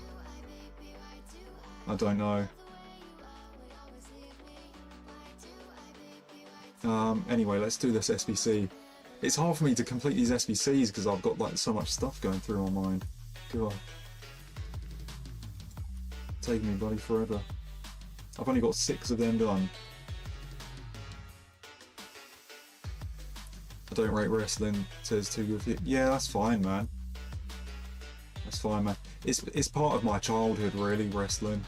Part of my childhood. You know, there have been certain points where I've kind of, you know, gone off it and not watched it as much. But it definitely is part of who I am in terms of, you know, the content I've consumed in my life, you know.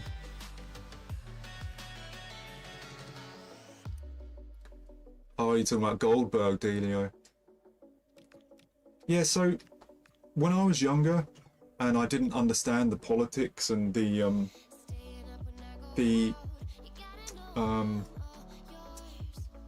real side of it, you know, like, I don't mean backstage politics, but I mean, because I kind of thought it was real. I didn't understand how the business worked, you know, how they work and you know, shoots and promos and calling matches and all that stuff. I didn't really understand that perspective. So when I was a kid, Goldberg was like, he was unbelievable. Genuinely, he was absolutely fucking unbelievable. But then, like, as I got older, I hear loads of people when I see it on social media. Everybody's like, "Oh, Goldberg was stiff. Goldberg did this. Goldberg hurt Bret Hart and everything." And I just hear that, and I'm just like, there's like so much hate there towards him. You know, and they're like, "Oh, he was green. He was this," but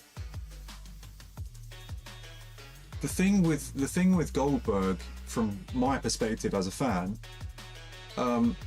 he may have been a bit green, you know, he may have, you know, lacked a little bit in terms of in-ring work, but the character and his image was just so fucking cool. It had to be done. It had to be done. Do you know what I'm saying?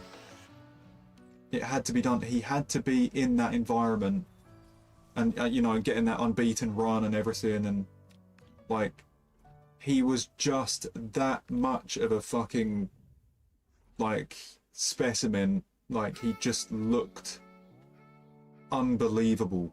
Like, he was just like, he just had the perfect look for a wrestler, didn't he? The perfect look, the perfect build, the perfect face, the perfect everything, man. You know, the way he moved, how aggressive he was, like, you just look at him and it's just fully believable. You know, it's just fully believable.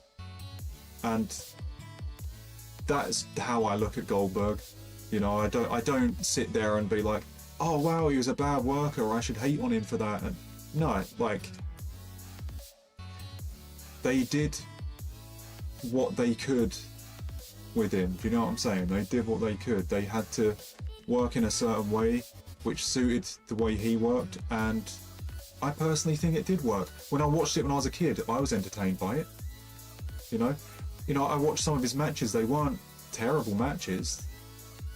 You know, so it's not just about in ring. Do you know what I'm saying? It's not just about in ring. You know, there's that entertainment side of it as well, and Goldberg was was perfect for that. He was perfect for that. So they had to do what they had to do. Like, so much money to be made with somebody like that. So much money to be made with somebody like that. Like, what are you gonna do? Just be like, oh, okay, you're a little bit green. Let's just turn down all this money we're gonna make with you. Like, it's just, that's not how it works. It's business, isn't it? And he was really good for business. Like, it speaks for itself. You know? So I can't call him overrated. He must have made the amount of money that he must have made, you know, for himself and, you know, WCW and WWE. Like, yeah. He just did really, really fucking good business. In terms of, you know, that side of things. Maybe there's a bit of controversy with some other wrestlers and some fans regarding, you know, as I say, the work side of it, but sometimes you just got to look at the positive behind someone, you know. Nothing's going to be fully perfect, and you know, like, you just got to look at the overall product, like the end product at the end of the day. And he was a fucking amazing end product, let's be fair. Based on my opinion anyway.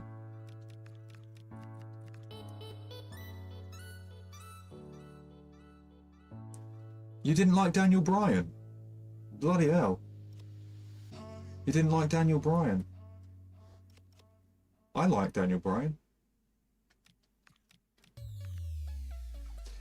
I will say though, like, when I was like 14, 15 and he was starting to come in, I wasn't a fan of him when I was younger. You know, like, he's in NXT and everything, and he's got the feud with The Miz and all that. I was thinking to myself, because obviously I really like the look of, you know, Batista, John Cena, Undertaker, Randy Orton, etc. Daniel Bryan looked very different to them, didn't he? He didn't have like the same look as those guys. And as a kid, I would look at him and I'd be like, no, I don't think he's suitable for a world title. No, I'm not sure about that. And but he won me over. He won me over. Like, at first, I wasn't sure about him. I just kind of didn't. I kind of just didn't think it would be good. You know, if he like was in the main event scene, that just didn't feel right. And yeah, but as I said, like, over time, I got used to him. And then he went on that amazing run in 2014. You know, like winning the main event of WrestleMania, and then he was still over in 2013 and 2012 as well. I started like just. I remember he had like a run with a world title, I think, going into WrestleMania in 2012. Like, I was seeing him as like more legit then. Like, he did win me over before even 2014, even before then. You know. So it was one of those, you know, at first I was like, yeah, I'm not sure he's getting anywhere. And then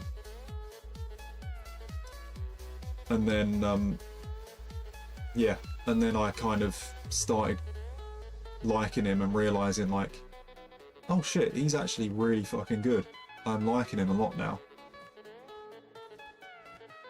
And then he ended up winning the main event of WrestleMania, and I was fine with that too. That was Really, really, really, really good.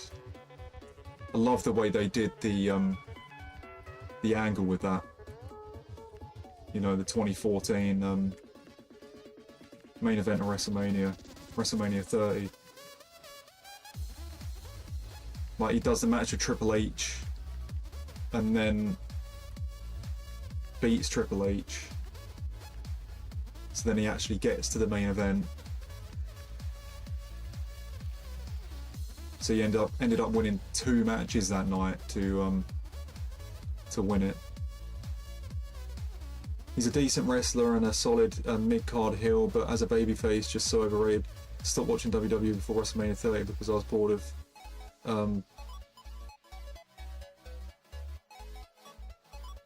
Timu Benoit.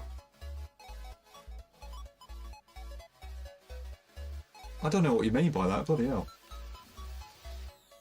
You was bored of Timu Benoit? What's that?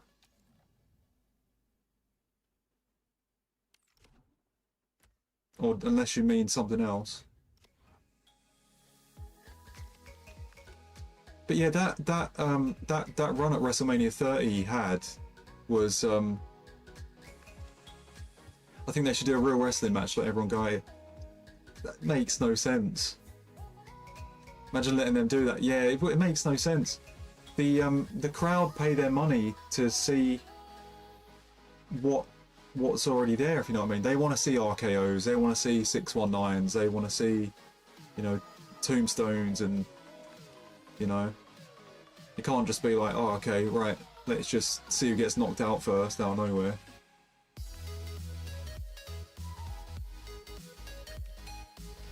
But yeah, that run in WrestleMania 30, you might not have seen it, but like, it was definitely not overrated. Like, the crowd were going crazy, man. The crowd were going crazy for that. That wasn't like that. There was nothing, and that was the whole angle as well, because like, even as a work, they were saying things like that. Triple H would always like say it. You're not main event caliber. You're not one of us. Like, it would, they would force that in the story too. But it ended up just being like a really, really good storyline. So, and the crowd were like fully behind it.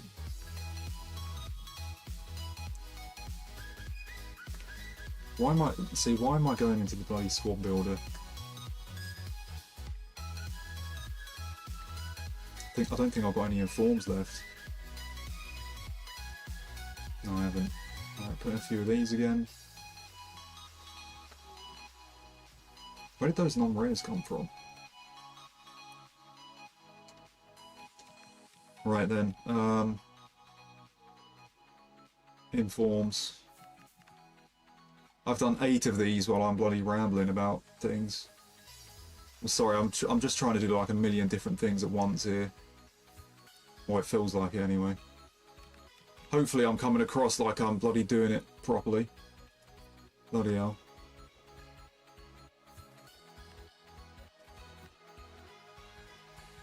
I'm getting it done, but slowly somewhat.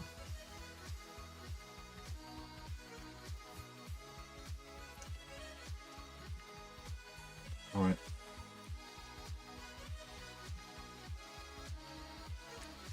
It's just annoying not doing the actual squad builder.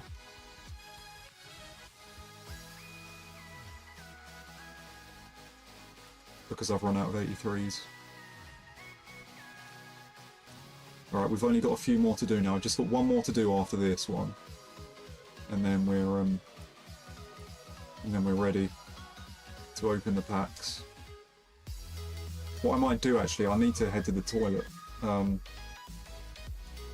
I'm just saying it off the cuff. But I'll go now, right after I've done this one. So then I don't leave you guys waiting when the actual packs need to be opened.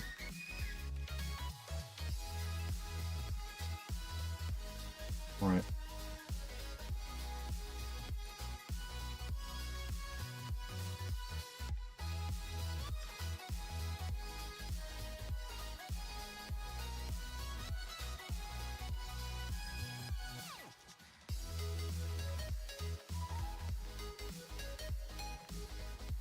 Might be too low rated. Okay.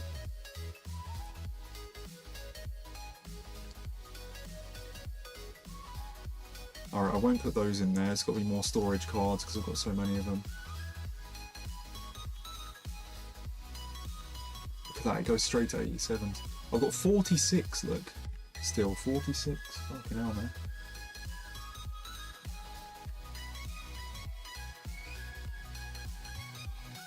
Alright, there we go. Right, that's 9 done. We're close to the 10th. As you can see, there's just one left. Repeatable. I'll just head out for a second and then I'll be straight back to do this. And then we'll get them open. I'll be a minute.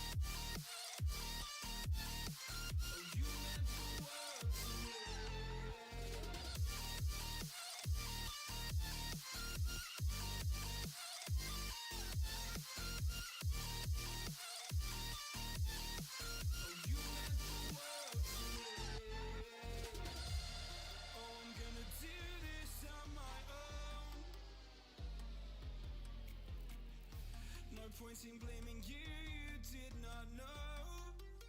Oh, I thought you were the one for me. That's why I give you everything. Held you close by the stormy seas. Oh, you meant the world to me.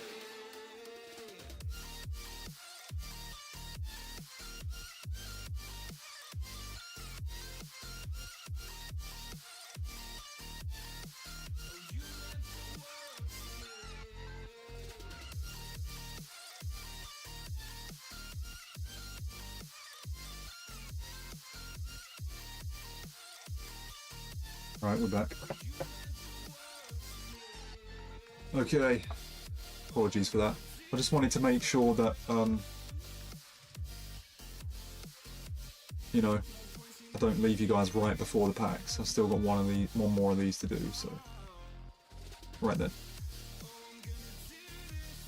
We'll go straight into packs once we've done this now.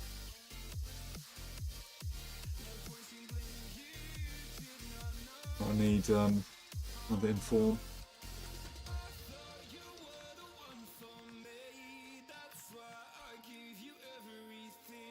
Held you close by the stormy sea.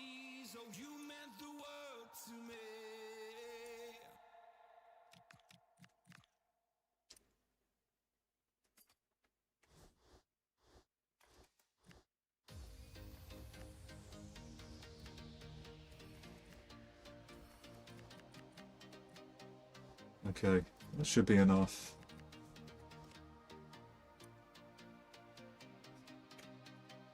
Better not freeze on me either, pal.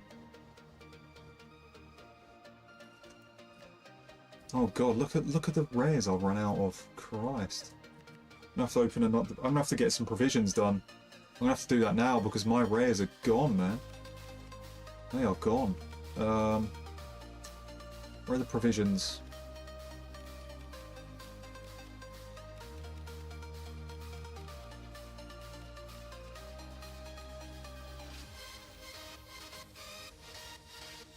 Okay, good. Yeah, this needs to be done. My rares are non-existent.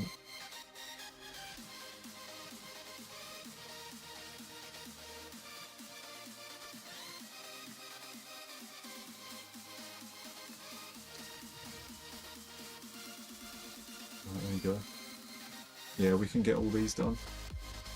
I've got all those 85s there. They need to be used.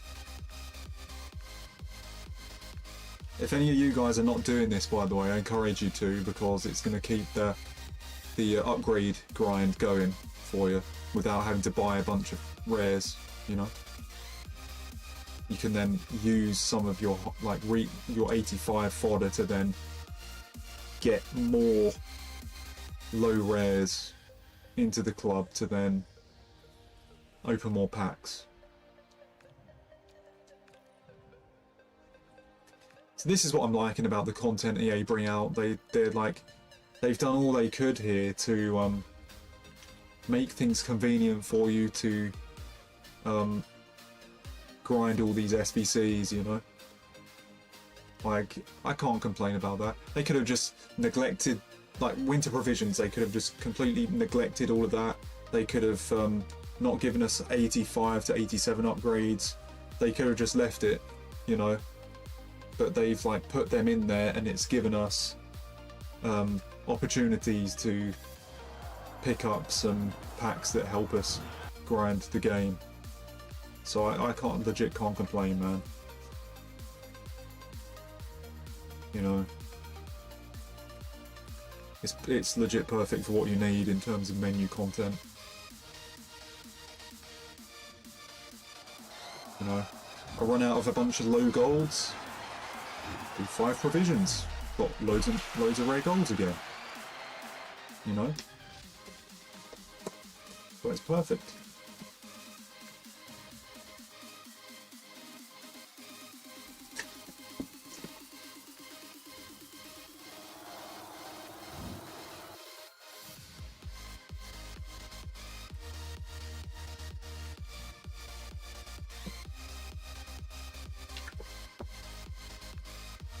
Obviously they're not unlimited, that would be a bit too much, that would be a bit too generous, I think, but you know, they're giving us that opportunity there.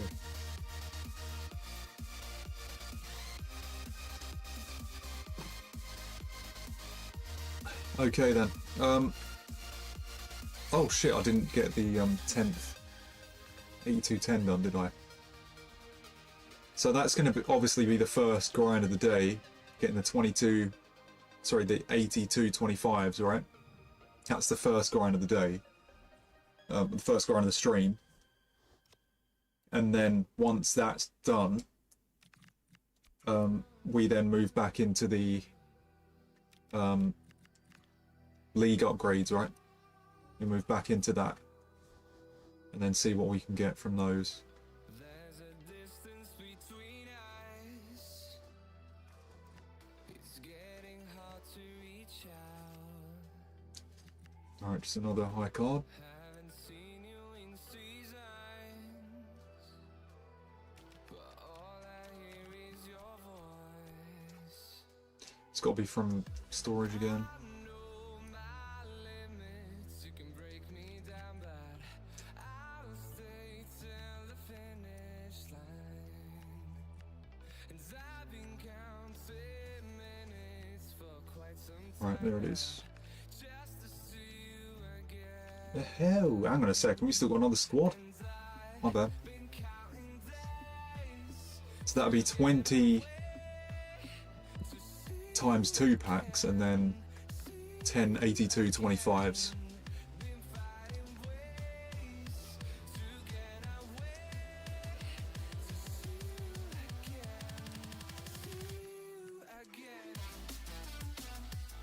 Apologies, I know it's taken ages for me to do this. I've been live for 2 hours. I've not even opened a pack yet. Yeah, this has got to be done. For sure. And then after this, the grind will be straightforward, right? Because I can just use rares and stuff.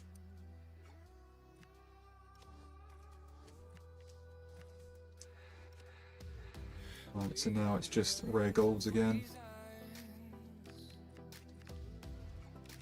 I don't know if there was a quicker way of doing this, to be honest. I think the only way of doing it was just fucking long and difficult.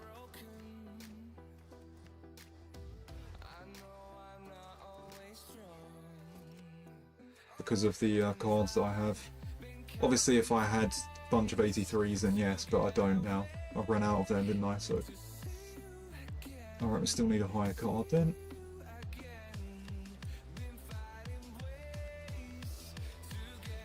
Right.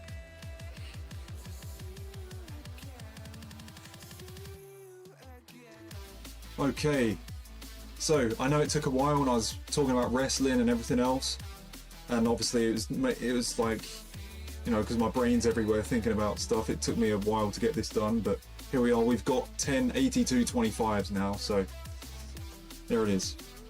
Let's get them open.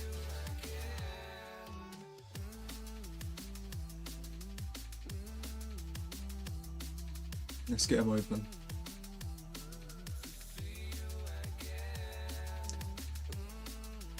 Let's see if there's a blue. We may as well get the shit packs out of the way first, though.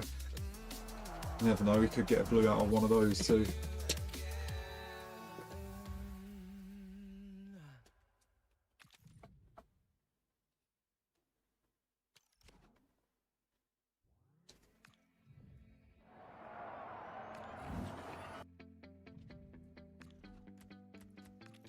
Cards are tradable. I don't know whether I should only quick sell them or not.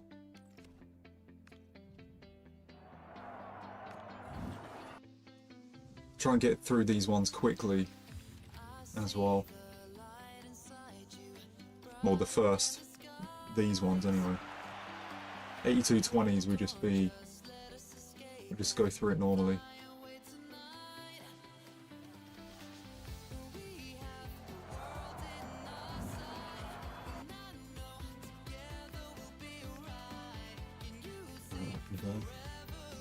How many coins have I got? 464. It's kind of a good thing I didn't open that 450k pack last night, right? If I open that, then bloody hell.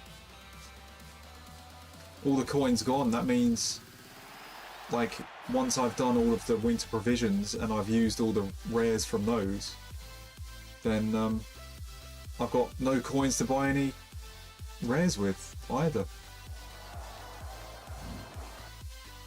Hopefully it won't get to that, but it probably will. It probably will.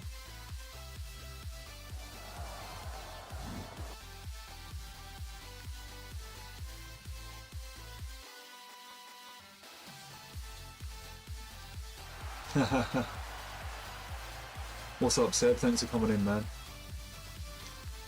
Ooh, you know, on my 23rd birthday, right? August 2017. It's funny you do that in there, Seb, because I had a party in this house and out in my garden as well. There was like quite a few.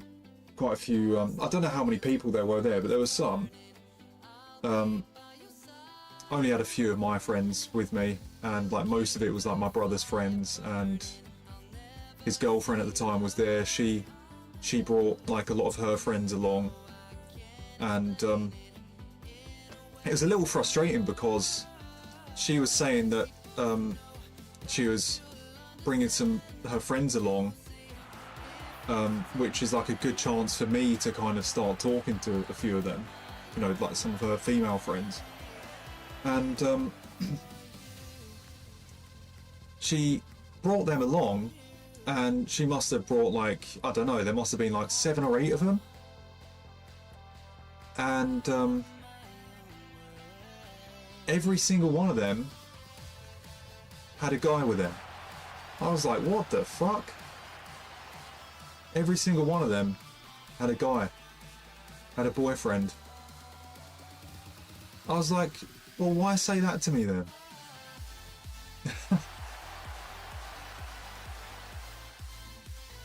But anyway, it's a little bit embarrassing because me and one of my friends, after we got like quite drunk, he was also a wrestling fan, and he obviously knows who Roman Reigns is. And as we were drunk during that party, like towards the end of the night, we were messing around and doing that ooh ah thing, like really late.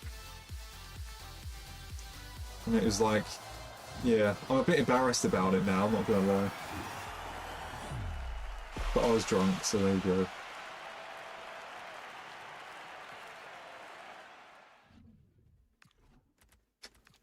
So that's like, that just kind of got in my mind, that reminded me of that then, said, oh, you're at the gym now, hopefully it's going well, man. But yeah, I remember that. That was shortly before my channel took off. That was only about 2 or 3 months before I actually started getting some viewers in my live streams on the PS4. You know, like my last, say, that was like my last say birthday party where I had like no following on YouTube, if you know what I'm saying. Because a year later I must have had about 10,000 subs on YouTube. Maybe a bit less than that, it's probably like 7,000 or something. I think I got to like 6,000 in July 2018. So yeah. So August 2017 I must have been at like, I don't know, 50 subscribers, something like that. August 2018 I'm at like 7,000 or 8,000 subscribers. So yeah, that was legit like one of my last times before like something like that happening for me, you know. That was like the last of the original Gaz, if you know what I'm saying, before the YouTube stuff happened.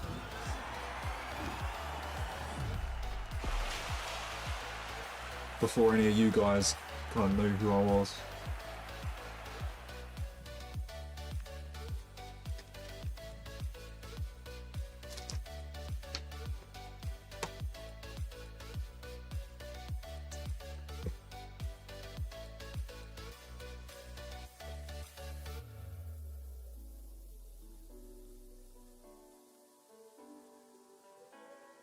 What's up, M Fields? I remember the original Gaz. Well, what I mean by the original Gaz, though, M, is like me before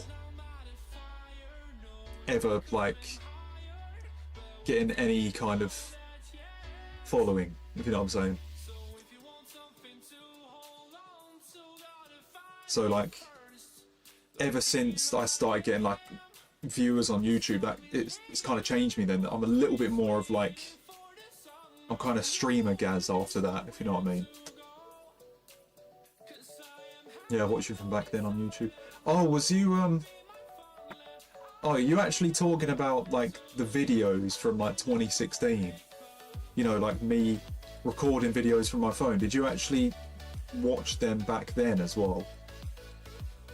Like you're talking like the videos on my phone when I've got like 20 views on there. Road to Glory, FIFA 17, PS3, like literally that gas. Like the version of me that was like, that's like way before, you know, that was before anyone knew what I looked like on my channel. I didn't even have face cam then or anything. You only like heard me, you only heard my voice. Because I did a full year on my channel before even showing my face. I did a full year on my channel before even showing my face. Because I wasn't able to do face cam or anything. So I remember like some people would comment on my videos, they'd be like, I wonder what you look like, etc. Like in the end everybody found out because I had the face cam through the PS4. You're still doing your music? Yeah. Well, I've not been doing music recently. I've been wanting to do it at the turn of this year, but we got Team of the Year now, so I've just been grinding the game. I think like once Team of the Year's finished, I can do a few streams, maybe 1 or 2 during the week where I can fit some music in. I can actually do it on stream as well, which is cool.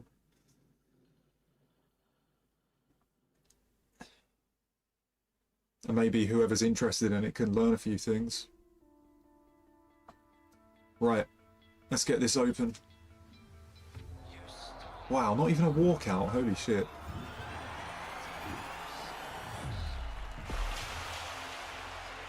What's up, Marv? Do you know whatever happened to Calamini? He streamed the other night, Marv. He was live last night. Actually, he was live last night. His first stream in 2 years. He's just been busy with life. Marv, he's just been getting on. Obviously, he's got a little bit older, hasn't he? You know, he's like in his, I think he's approaching his mid-20s. So he's just been getting on with life, man. He's probably just like earning money. Oh!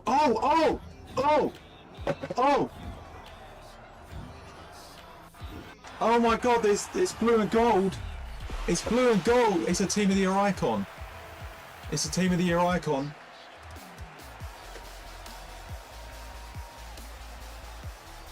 Intercept incisive. Sega. Oh, thank God. We get something. We get something. We get something. We get something. Nice golden blazer. Oh, okay. Okay. Is there anything hiding behind it? Is there anything hiding behind it? I don't think there is. Oh, I thought it was a an actual blue, but we get a blue icon though. Okay then. Okay, 82.25 paying off. 82.25 paying off. 900k. Okay. Okay. Now that's something. That helps. That helps the grind, doesn't it? That justifies the grind. Yes. All right. Alrighty then. Kingman.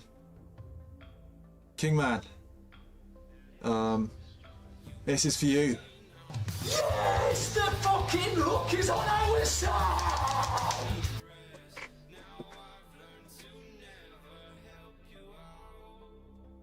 900k. Get in.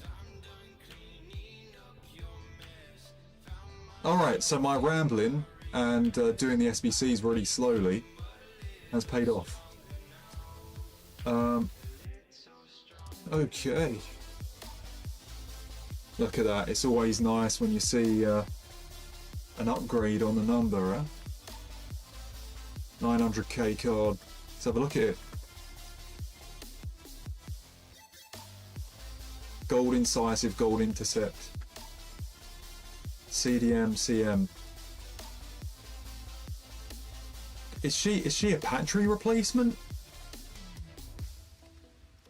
Is she a Patry replacement? Like, do I play her and Patry together? I don't even know, man. 83 squads with informs. Fields. 83 squads with informs. God, I should be able to give her cam, right? Should be able to give her a cam. I'm not gonna lie, I was a little disappointed because I was thinking it was an actual blue, but it was an icon. Alright, well that's good though. That's only 2 packs in and we got something. Let's hope we can actually get a team of the year as well though, right? Let's complete the collection. Come on. Come on. Oh, no walkout there.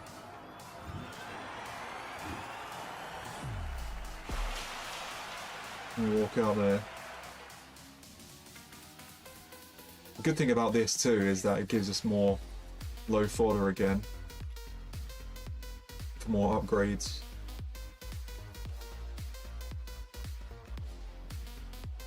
Oh, it's an inform. I'll take a Sega though. I think Godzilla packed that as well, didn't they? I think he packed that as well. Loads of people have said they packed that.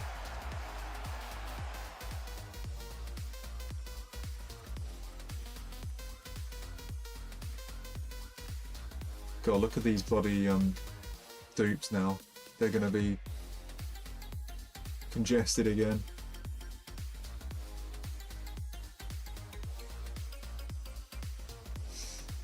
Thank you, Andrew. Appreciate it, man.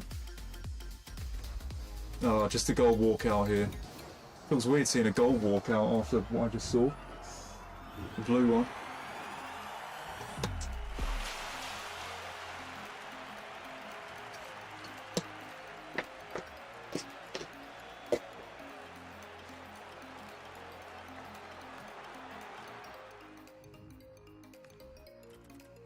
Informs again. What's up, Miles? You missed it, pal. We got Sega. 900k. Oh, it's a bloody honourable. I was just about to go crazy again. That's Marquinhos. Alright, there's another blue colouring there. Could there be something behind it, though? Could there be something behind it? No, it's not a double, is it?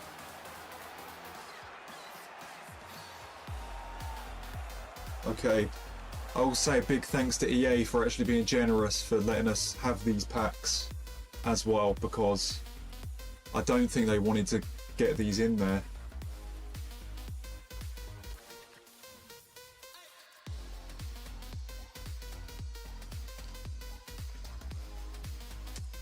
Oh, damn.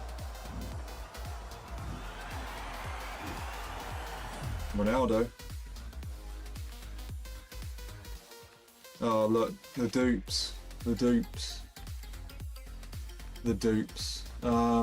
what do we do with them?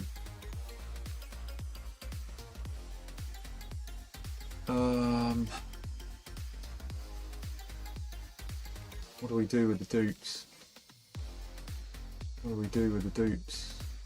Oh yeah, 85 threes, yeah.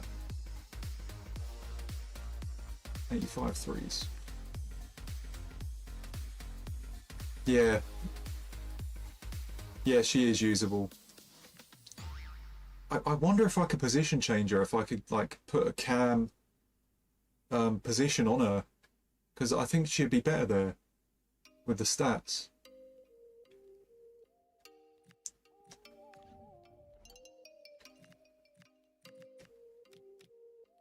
Alright, 83s with storage.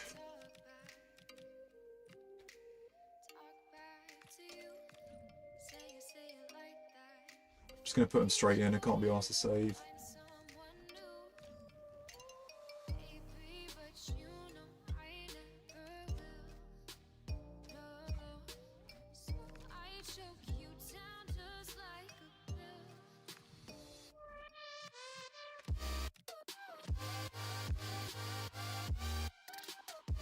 Oh Christ, it's actually getting blue out here.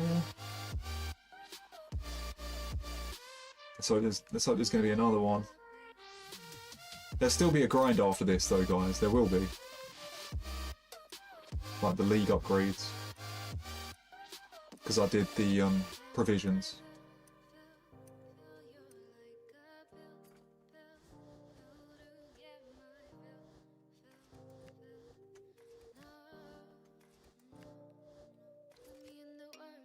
Oh God, the fuck is that?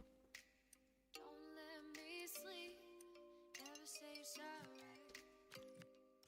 Oh, maybe I'll leave. Maybe, but you know I never will. Right, so we ain't got 84s now, have we? What's this one? You down just like a That's 84 again. Right, 83s can go in the team of the week.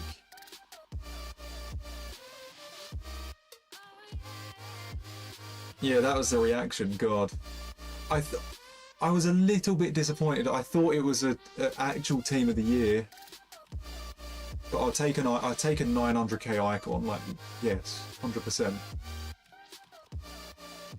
Like, I'd be stupid if I'm not happy with that. You know.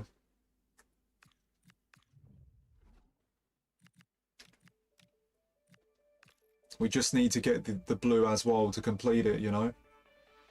We need to get the blue as well.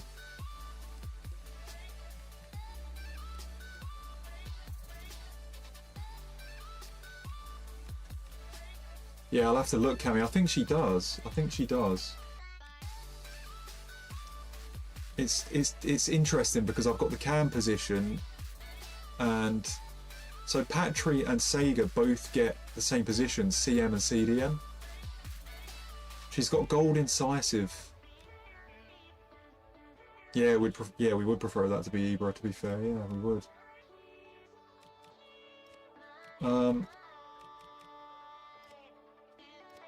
What's the rate for this? I need to get rid of 83s. It has to be in forms, doesn't it? Has to be in forms.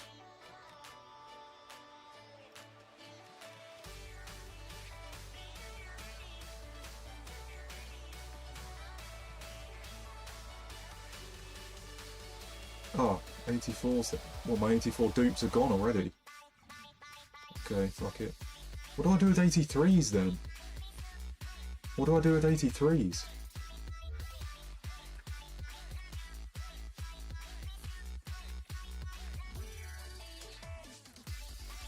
Well, I've got tons of them now.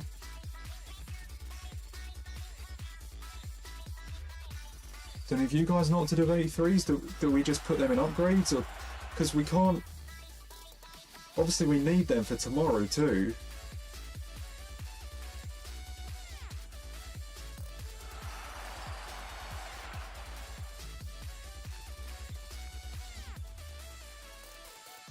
We ain't got many 82-25s left anyway. Oh look, back to the gold walkout. Back to the gold walkout. We can get more dupes here. Come on. Come on. Oh damn. Our dupes are gonna be overflowing again. Yeah, look at that.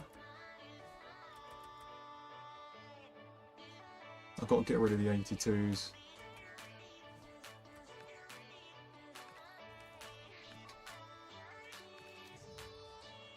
Can I open this pack? Hope I can. Yes, I can.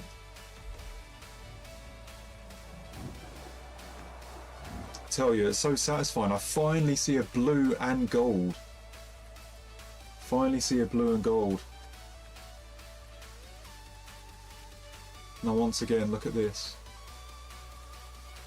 Alright, so we have some high fodder here as well. Where does it go? Where does it go? The high fodder.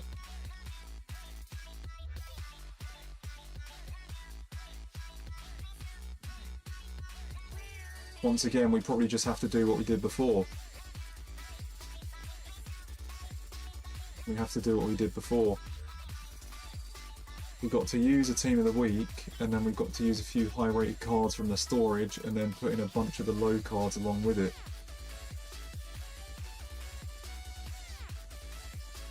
Because that's legit how I did the 8210s, 8225s.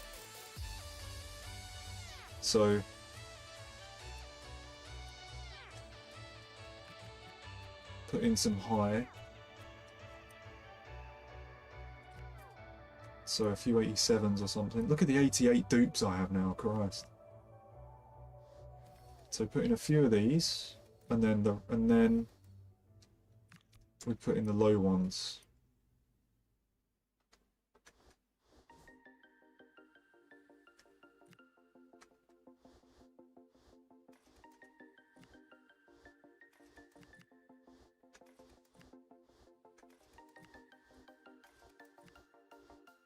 Oh, that second one's good though, Fields.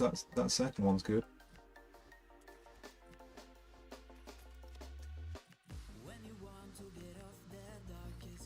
Right. Wow, that didn't do it. Okay. The fuck is that all about? 387s. 387s.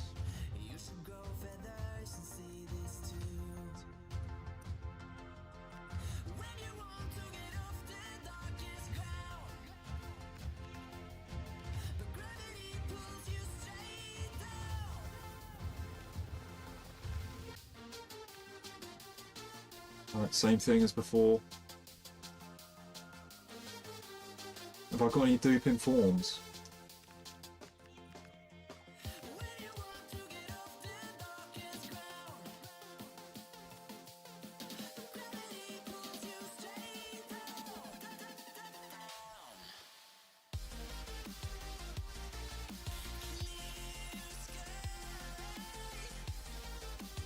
Oh yeah, it's got to be storage again.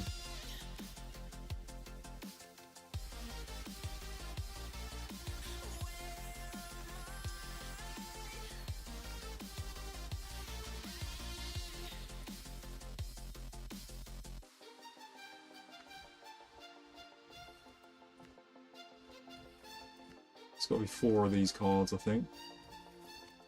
So it's got to be 1 in form and then 4 of those high cards, and then the rest can be low. I think, anyway. Man, this Team of the Year grind, I mean, it's kind of tough sometimes, but it's got to be done, man. It's got to be done. And something's paid off now, so, you know, last night was kind of horrible. You know, we did so much and then got nothing. But then tonight we've got something as EA. It's down to EA being generous here. I mean, Nick28T comes along and does this, right? Which is hilarious. Let me just play it again. Because he believes they released the 8225's really late, he was in this mood. They also think, fuck you, bitch. You fucking cunt. But literally, they didn't need to release it, and they did, and I've got something from it now, you know. So if they didn't release that today, it's literally been the difference maker in my grind now. So I'm not going to be, you know, thinking EA have done bad here. He's not saying that to EA, by the way. He was insinuating that's what EA was saying to the community, which is quite funny. You know, it is quite funny, but I'm not mad at that. You know, I don't think they wanted to release this SBC, but they have.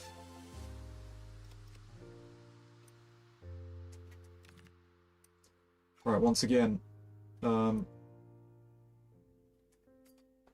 high cards.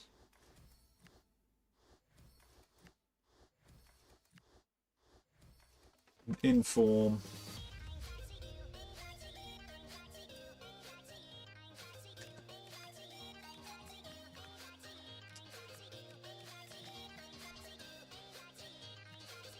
And then the rest are just low cards. That's the way I'm doing it.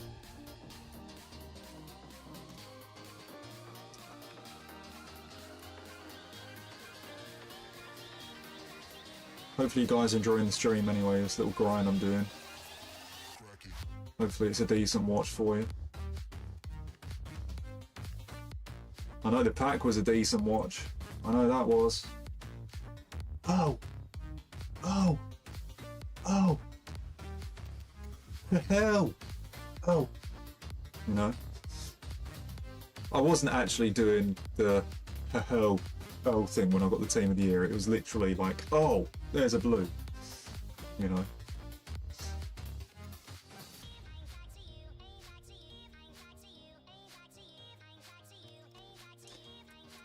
Right, check my dupes after this pack. We used a lot of them. Right, 70 out of 100, I guess that'll do for now. That's probably like fucking 78 out of 100 off of that.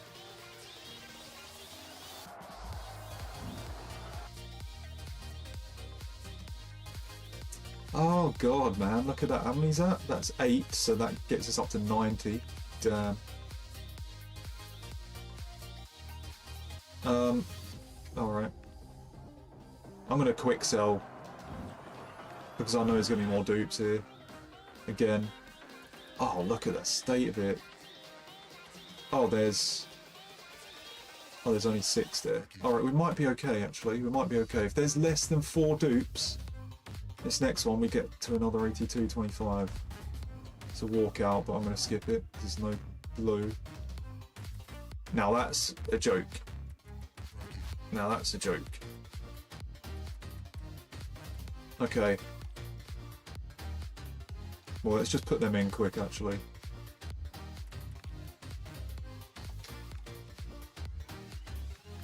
Definitely changes the dynamic of the grind. So, alright, 83.5. Once again, we go for high cards and then low cards. From the storage. So low, sorry, high first. 87s and 86s. 1, 2. We're running out of those as well, to be fair. Fucking hell. Alright.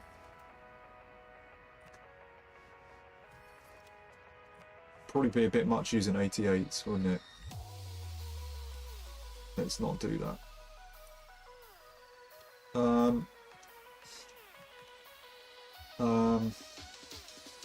Maybe I've actually got 84s because of the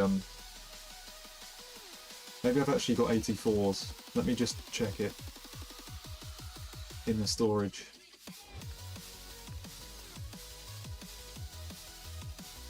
I have some, okay. And then the rest can be 84s. In my club.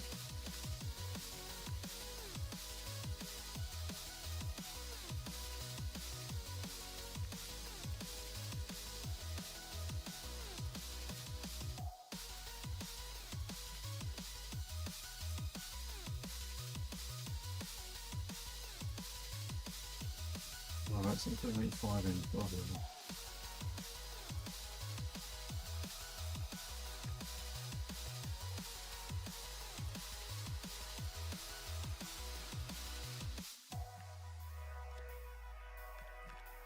okay, that'll do.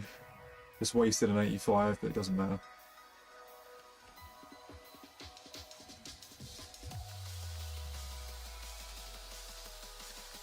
We should definitely have 83s in the storage after the packs we've had, so...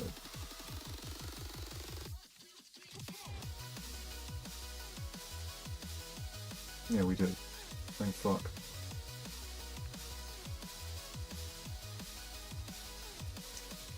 Alright, we can do that one more time. I'll just do this one from the... I'll do the 84 from the club. Kind of helps doing it from the club as well though, because it stops them from being dupes again.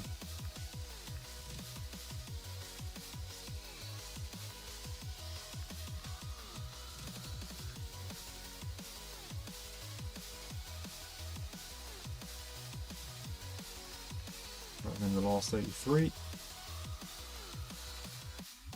Which I think I can do from the storage again. Oh shit, my bad, I've got that wrong.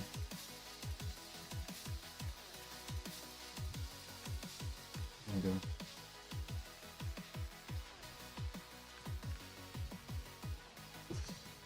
we go. Okay, we're ready again. We're ready.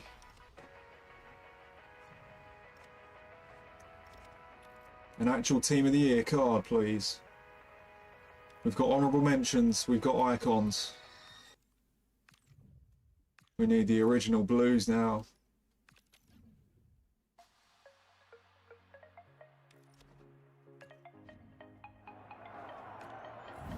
It's all we need. It's all we need.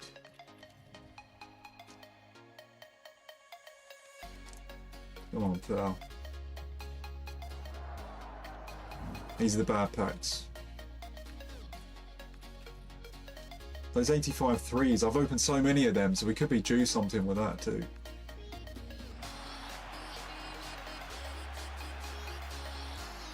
Oh, Pugzilla out of nowhere, thanks for coming in, man. Same as you. Same as you, Pugs. Sega. Exactly the same pull, man. Exactly the same pull. I thought it was going to be like an actual blue, and then it turned out to be Sega. 900k. We got the same card, man.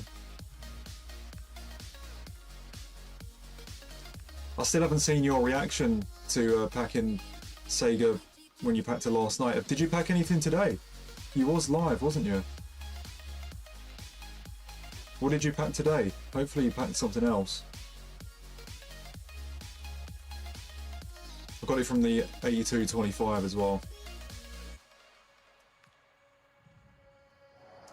Oh god, this 85-3. Bloody hell, man.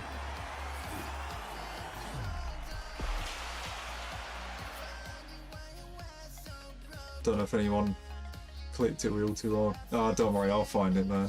I'll find it.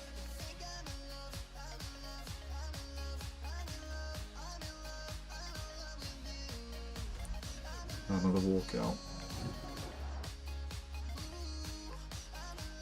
I'm packing Ronaldo all the time, Miles. It's crazy. Right, this is the last 82-25 of the night. What's it saying? Ah, damn. Okay, that's what it's saying. It's saying no more blues for today. Well, I'm still going to grind other packs. Nobody clipped it. Oh, damn. I'm not sure if anybody clipped my pull either. Oh, thank you, STP, for the gifted, by the way. Appreciate it, man. I didn't see that. Thank you. All gifteds and subs, etc. appreciated.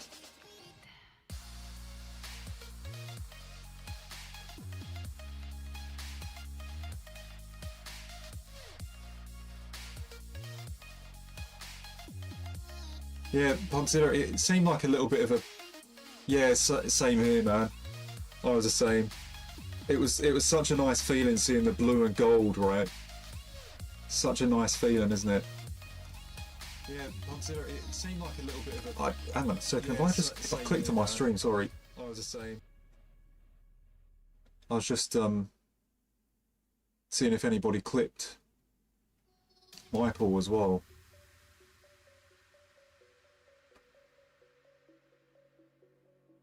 No, nobody clipped it.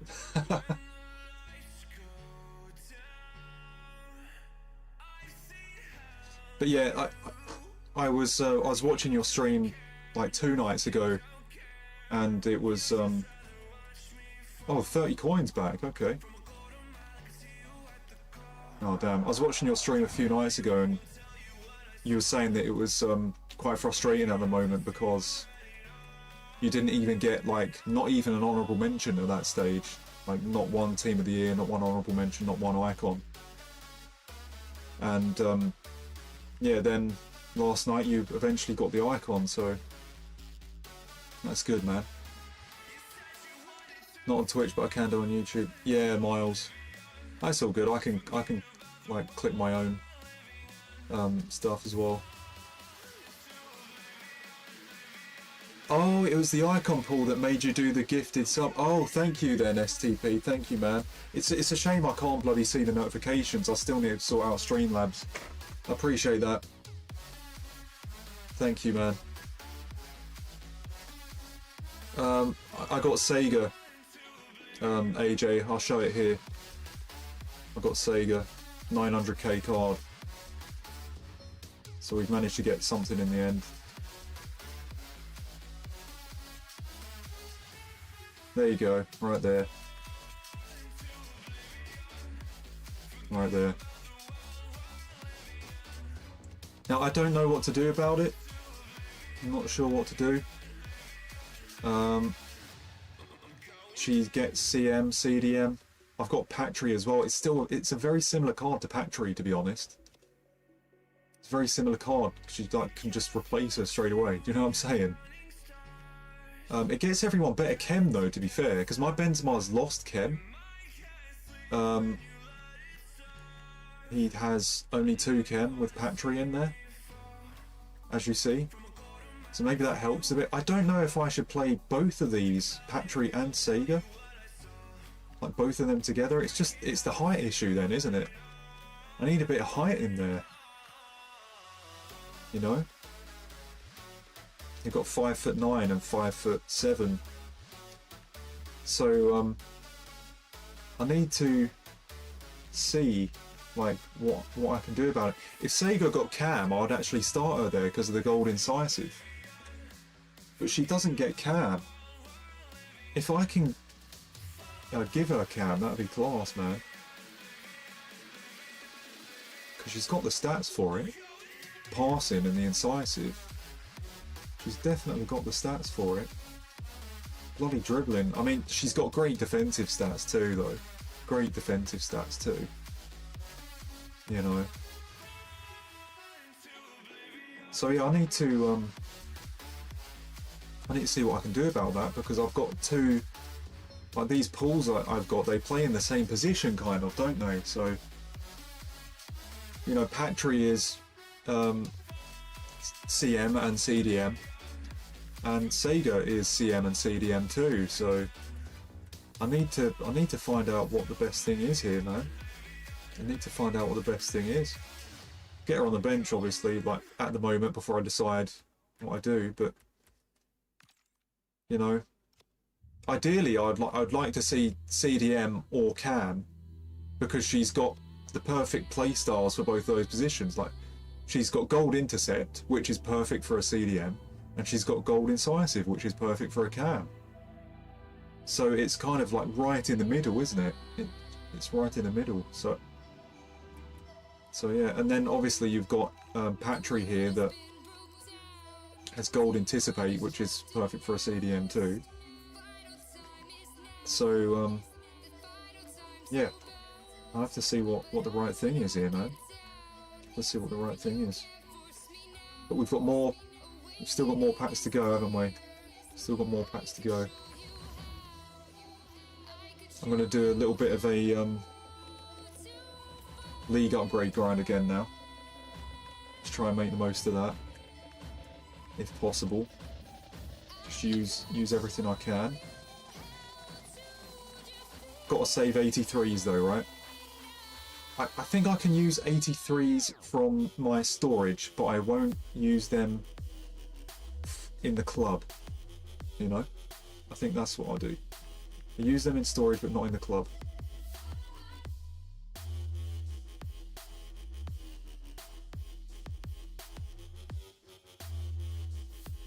Passing play style for a CDM is good, to be fair. Yeah, it is. I prefer it at cam though, obviously, but for a CDM it can still give you good passes and good attacks.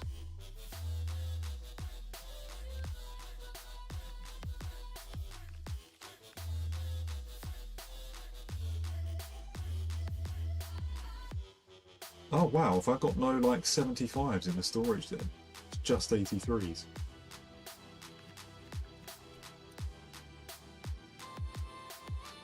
Oh, well I have 82s here, so what's the game doing there?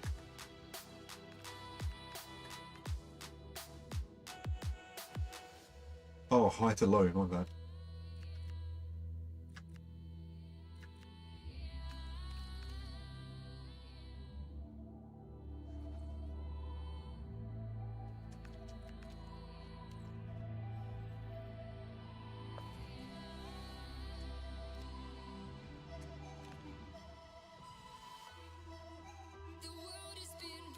Is Van Dijk a straight shot icon?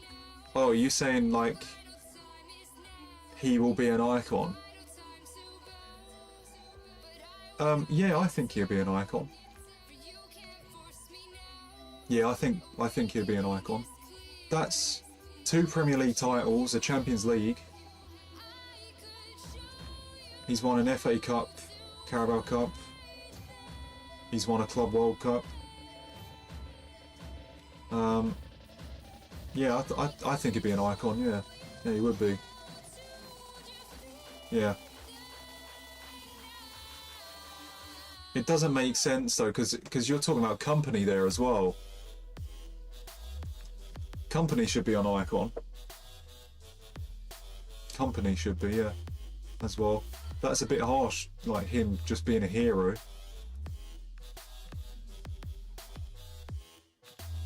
I think the Champions League makes a big difference with things like that. It's all well and good winning Premier League, winning your like domestic leagues, but once you get that Champions League, that's dominating Europe as well. That like makes the difference. That makes things that more iconic, literally. So.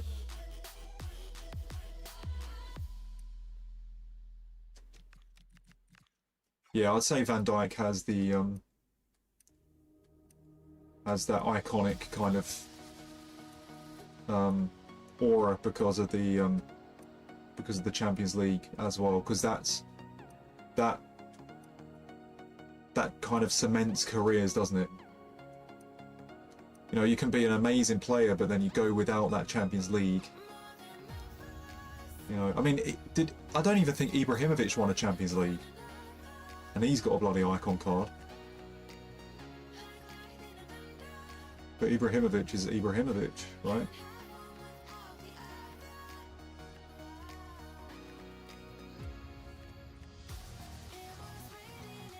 Van Dijk better than Koeman. I don't know too much about Koeman's career, but Koeman must have won a lot. I'll have to see.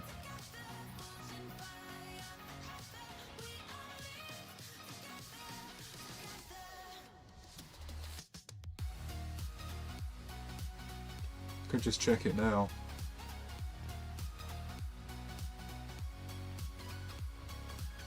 Yeah, they put Hazard in Heroes too. I think that was another thing though, TSK, I think that was another thing.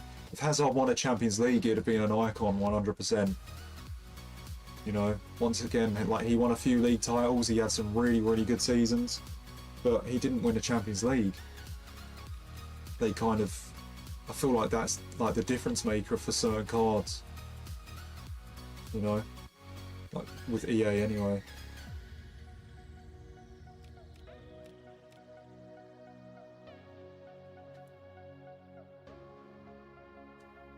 Yeah, Sol Campbell was an icon, yeah. Sol Campbell though, like he was part of the Invincibles, that's a big deal. You know, I know he didn't win a he scored in a Champions League final, Sol Campbell, as well.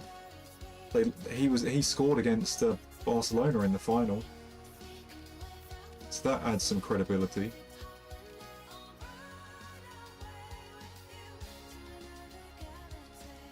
Yeah, Yaya Toure once again, yeah. Another one like unbelievable in the Premier League, but just didn't get a Champions League.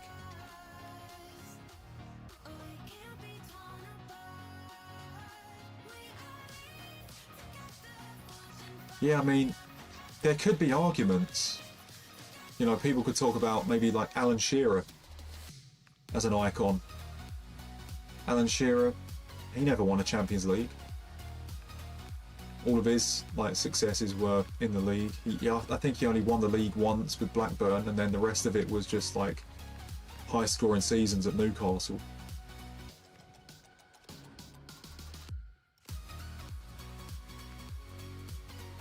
Yeah, I saw that. Mika Richards and someone else. Who else was it along with Mika Richards?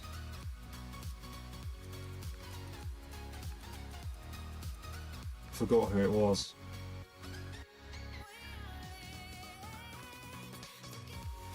So Koeman He joined Barcelona in 1989. He was already renowned for his incredible goal-scoring record as a defender. He did that reputation no harm in his time in Spain, scoring over 10 league goals on 4 occasions. Koeman was deadly from set pieces, and perhaps the highlight of his 6 seasons at Barcelona was when he fired home the winning goal in the 1992 European Cup final against Sampdoria with a trademark free kick. Okay, yeah, Koeman, he's up there 100%. You know, he won the European Cup. You know, he may have. I think that was Barcelona's first ever European Cup as well. So yeah, he's definitely an icon, man. Like, bloody hell. Yeah, Van Dijk and Koeman, you say, like, very similar careers. Even though Koeman was a bit more of a, in terms of legacy anyway. Koeman was probably a bit more of an attacker in terms of the goals. You know, a different kind of centre-back going forward more.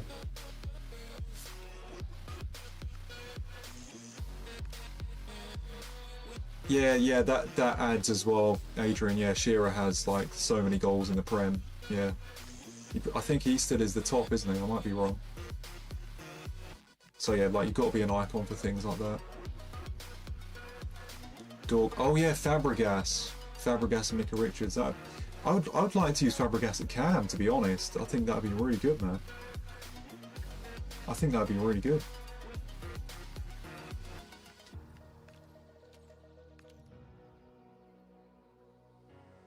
They're giving some crazy stats at Cam, I reckon.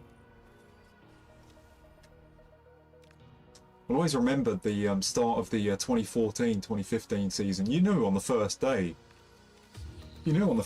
Chelsea were winning the league. I remember the, you know, Fabregas like received a pass and then he just kind of cushioned a through ball into Schürrle. And then Schürrle like finished it straight away. You just knew there and then. You knew there and then Chelsea are going to just absolutely blitz the league. And then they ended up winning it, didn't they? It was so obvious what was happening from the first day. You know, they had Diego Costa up top, Hazard on the left, had Oscar at Cam, they had Schürrle on the right, who was playing really well at that time, just won the World Cup.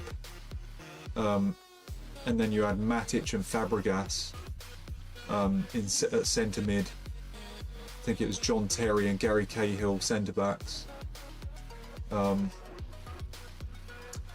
think it was Ivanovic right back, and then I think they signed Felipe Luis for left back as well, just left Atletico. So their team was just like ridiculously strong. Like they just won the league so easily that season. Fabregas like just signed for Chelsea, didn't they? Like Arsenal fans are fuming because, you know, there's rumours of Fabregas leaving Barcelona, so Arsenal fans are hopeful he'll go back to Arsenal. But he ended up joining Chelsea and he ended up having an unreal season and fucking won the Premier League. At that stage he never won the Premier League before, right? Ended up winning it. Arsenal fans were so angry about that, I remember. Whereas I remember that day, like that first photo coming out of Fabregas holding the Chelsea shirt. Arsenal fans were fucking running riot on Twitter, man. You know. We're talking fucking 11 years ago, like, you know. We think Twitter is fucking, you know, strange now. It was exactly the same back then. You should have seen all the fucking abuse thrown at Fabregas when that photo was released. Yeah, Miles, imagine, like, you're an Arsenal fan, Miles. God knows what your reaction was when that happened. Fabregas to Chelsea. Fuck me, man. And he scored against Arsenal as well. That's hilarious. I didn't know that. But yeah, that was the thing with Chelsea that year. It's like they had a really good squad and they had really good players. And they were like just on the cusp, weren't they? And then they brought Mourinho in. And then Mourinho ended up signing Diego Costa and Cesc Fabregas. And it just completed their squad, didn't it? it just completed their squad and they fucking just dominated the year. They were actually unlucky to not face. They were actually unlucky to not face Real Madrid in the final of the Champions League that year. They got to the semi-finals of the Champions League, and then they ended up losing to Atletico. It was actually really close, man. It could have been a Real Madrid and Chelsea final that year. And I think if that was the case, I think Chelsea probably would have beat them as well. I think Chelsea probably would have beat them too, because they were fucking solid. Real Madrid were unreal that season too, but like Chelsea were like, I think they were actually better than Real Madrid. You know, just for that one season anyway. Just for that one season.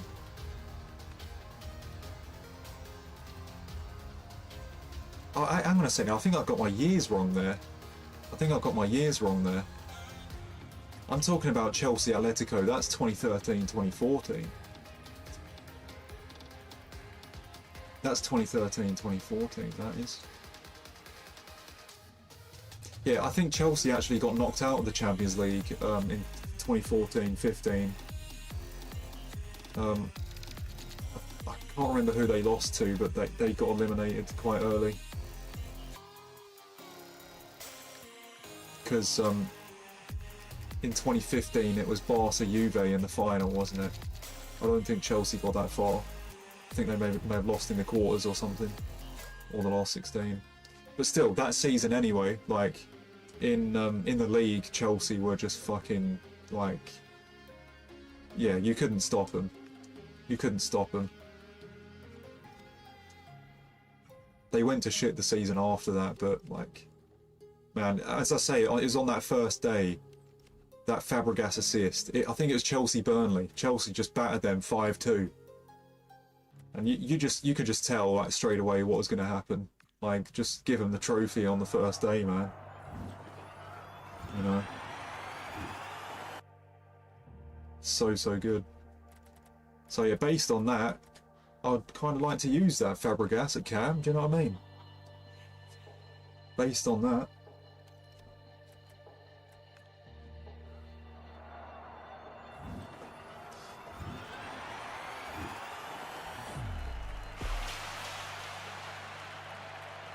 We could have got him back, but oh, Wenger rejected him. Bloody hell. Bloody hell. It was better for Fabregas going to Chelsea though. He literally won the league, didn't he? So yeah, I remember that with Lampard. Chelsea let him go. They didn't even give him a bloody testimonial or anything, did they? They were just like, yep, see you later. That was a bit weird. Then he ends up joining City, and then yeah, he scores against them. It was like a 1-1 draw, wasn't it? Yeah, not a smile cracked, I remember that. That still was really weird though. Because Lampard was at Chelsea for so long, and then all of a sudden he's in a City shirt. It's like, okay, what's going on here then? I don't think City really played him much anyway, did they? He was like a bit part player for them. He was like a squad player.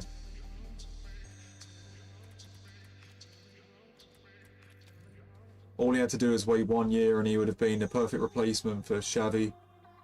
He didn't want to play false nine, that's why. Yeah, I remember that. They were playing it false nine all the time, weren't they?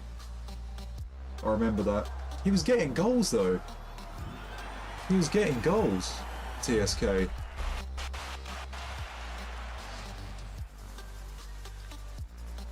I mean, he must have, like, obviously it's good scoring goals, but maybe he just didn't care so much about it. He wanted to be in the middle of the pitch. But yeah, that's true. Xavi literally bloody retired that season, didn't he? That was Xavi's last year. So he could have just stayed there. Could have just stayed there.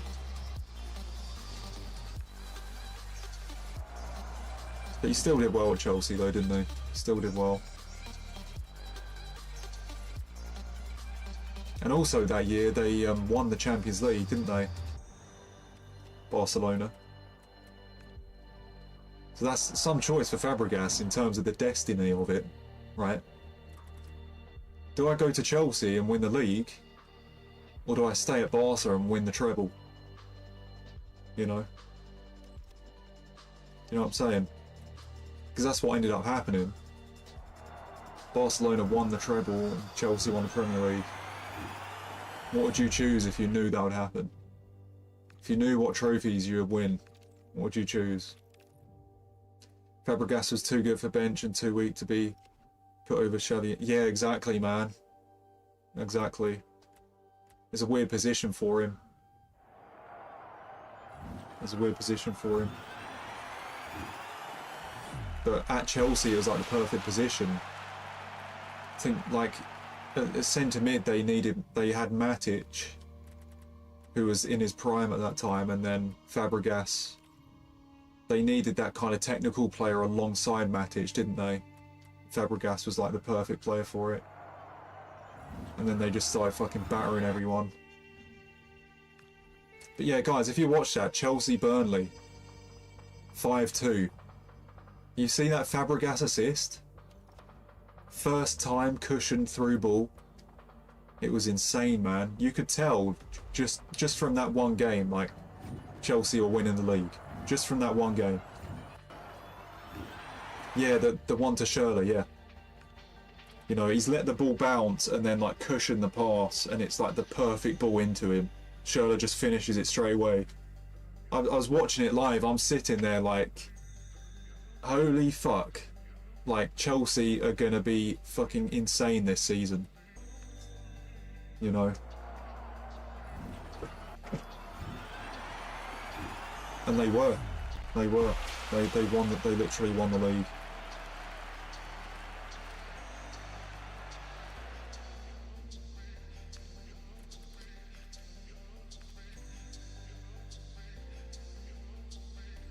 Yeah, that's true, TSK, yeah.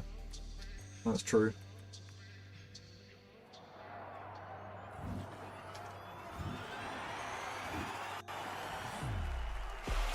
What's up, Kegis? Thanks for coming in, man. To be fair, we weren't missing him like crazy because we had Ozil. It was just other positions that ruined us. Yeah, I think that's the thing about the Fabregas signing to Arsenal, because they already had a player that was kind of similar to him. It would have been weird having Fabregas and Ozil on the pitch at the same time. It may have caused a bit of I don't know, a bit of controversy, or maybe a bit of criticism of the Arsenal team, because like pundits and everyone would just be like, they've got two players that just do the same thing there. It just might not. It just doesn't work. I think it definitely was the best decision for Fabregas to go to Chelsea, because it was a better fit in terms of the way the team worked, and it literally did work. You know, if he did go to Arsenal, he would have not won the league, obviously. So it was a good decision. It made sense.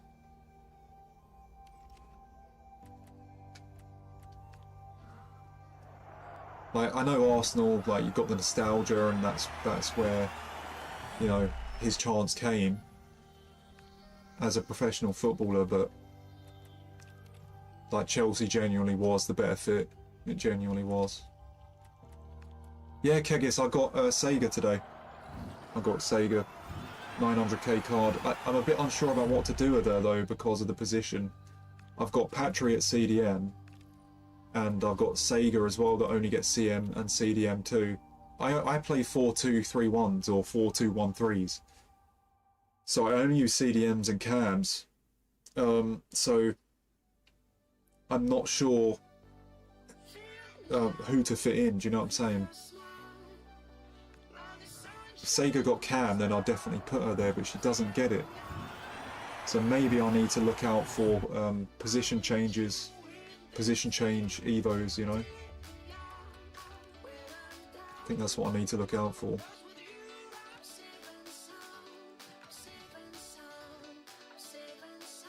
And the same thing was for Thiago Alcantara. All he had to do was wait a year to... Yeah, he went to Bayern in the end, didn't he? I remember he went to Bayern. I think he did alright at Bayern though, didn't he? I think he did alright there. Yeah, that would have been interesting, TSK, to be fair, if they kept those players the year after they won the Champions League. It could have been Thiago and Fabregas in midfield, but Iniesta was still there for a little while though, wasn't he? I think Xavi retired before Iniesta. Perfect replacements for already in Barcelona. Yeah, they were, man. They were. But I think Iniesta stayed for a little longer. He stayed for a little longer. I think he retired in like 2018 or something. Or left Barca in 2018. I can't remember when, but... Yeah, I got 4 honourable mentions, Kegis, and 1 Team of the Year icon. No actual Team of the Year yet, though. But yeah, I'll take the icon for sure. Just don't know if she fits the team, do you know what I'm saying? Don't know if she fits the team. She'd be a great cam. She'd be a great cam. You know. Right, so I guess I've got to get rid of non-rares now too. So we better do this. Just getting a grind done, you know. Just getting another grind done, and then tomorrow it could be straight back to the it'd be straight back to the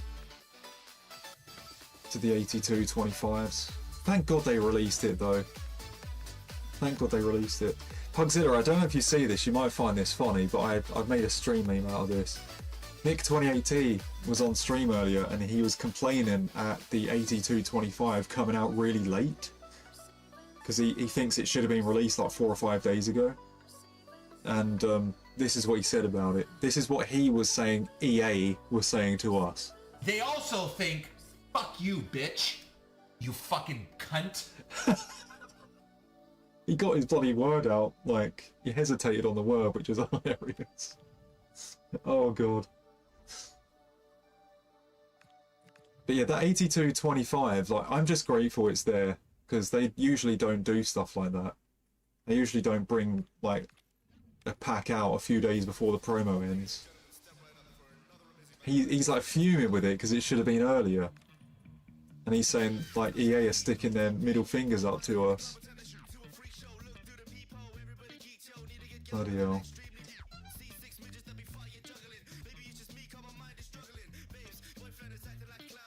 Pep left somewhere in there too, might have a part to play in all of it. Yeah, because he went to Bayern as well, didn't he?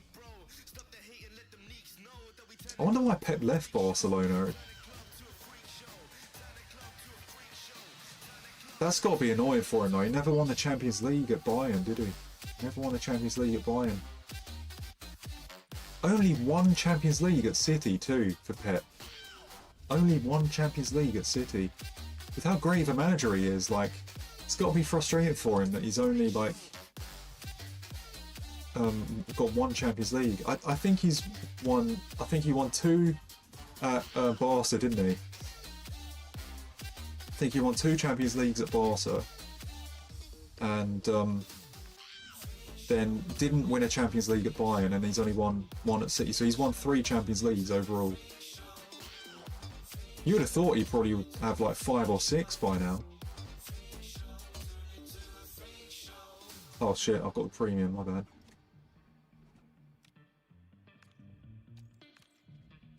Yeah, Miles. It's another stream meme with that word.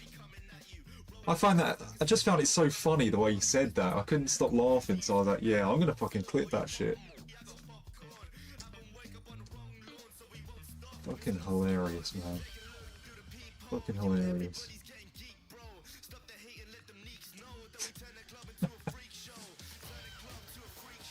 I don't know if he's still live or not. Imagine he gets a Team of the Year from that pack too. Like, is he gonna be bloody saying that then? I'm just grateful they gave the pack to us, do you know what I'm saying? I'm just grateful they did it. Better late than never. It's literally helped me get an icon, so I'm not complaining. If that pack wasn't there, I'd have probably had fucking nothing.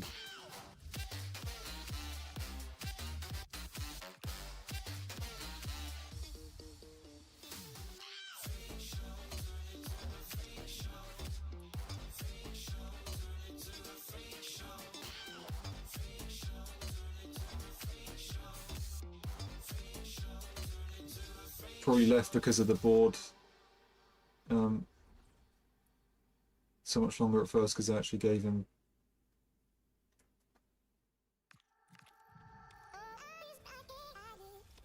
Yeah, there were a lot of problems at the board at Barcelona. That's why Messi left as well, isn't it? They kind of messed themselves up financially. I think they're probably doing a bit better these days, I'm not sure. I heard a lot of stuff about Barcelona a few years ago though, like still spending a bunch of money on players when they haven't really got it to spend. Do you remember that they were like signing everyone? Like out of nowhere.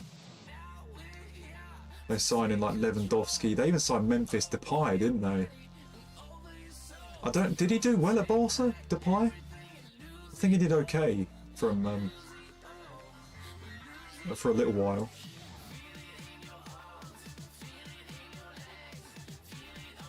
This board cooked Barca so much they didn't have 1-to-1 rule. Yeah, I don't know what was going on, but apparently Messi, like, if he wanted to stay at Barca, he would have had to take like a massive pay cut or something. So he was like, yeah, fuck this, the way you're running the club, like, causing me this trouble, like, it's not my fault, I'm gonna fucking leave and go somewhere else, where it's bloody stable. So that's why he went to PSG. Like, you'd never want to leave Barcelona, right? It's his fucking, you know, he should have bloody retired there, but because of the circumstances, they just fuck themselves over. They literally lose Messi because of it. Crazy, man. A lot of players actually still joined Barca, didn't they? They kind of used it as an opportunity. It's like, well, Barca they're still going to need to sign players, so I'm just going to not, like, have a big contract with them. You know? They just kind of joined for the, prestige of the club rather than the money. I might be wrong about that. Maybe their contracts are still good. You know, I'm talking like De Jong, etc., and some of the others. Yeah, maybe even like Dembele. I think they still have big contracts. They just fucking gave them out even though they couldn't do it.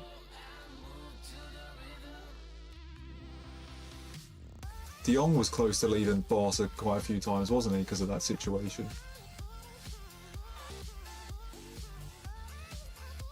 Yeah, it's pretty crazy, isn't it? They went in debt so deep, yeah. Crazy, isn't it?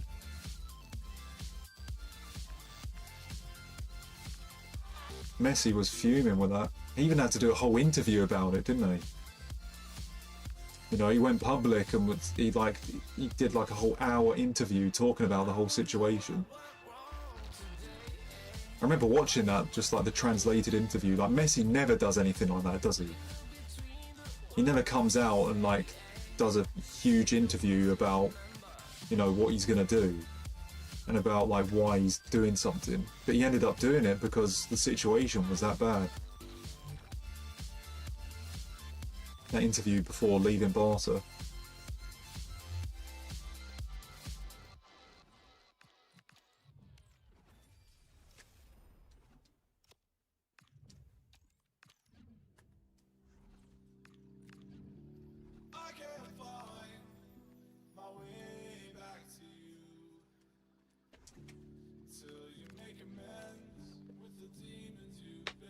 We still don't know about the City trial, right? Even though it's being done for a year or something like that.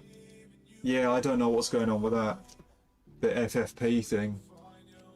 I don't know what's going on with that. City are still signing players, aren't they? This January they've signed bloody Semenyo and Gahey. You know? So, yeah, I don't know what their contracts were either. Probably quite hefty. To be fair though, they let go of De Bruyne, didn't they?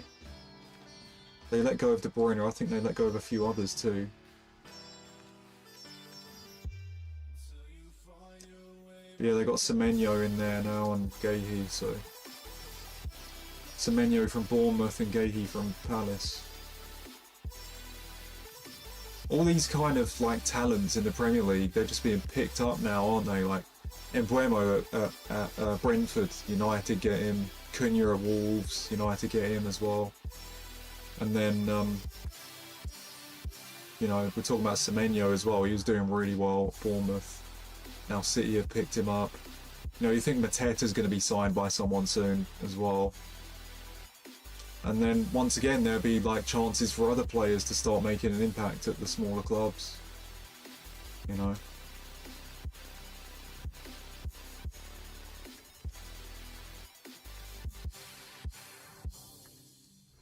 But yeah, that's two big players to sign. I was surprised when they signed Gahey, 20 million? I remember seeing it, I was like, wait, what? He's like one of the most, he's like one of the highest rated centre-backs in the Premier League, isn't he, at the moment? You know, captain of Crystal Palace and everything. I thought he'd go for 50 or 60 million. How have Palace managed to go ahead and sell their best centre-back for just 20 million? Like, what's happened there? Do you know what I'm saying?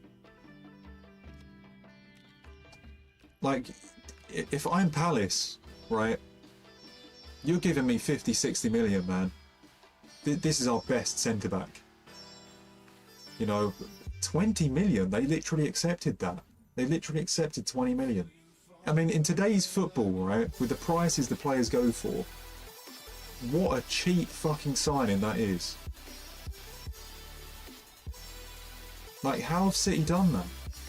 How have Palace agreed to that? You know? Well, the thing is, they rejected Newcastle offer. What, they rejected 70 million from Newcastle. You know?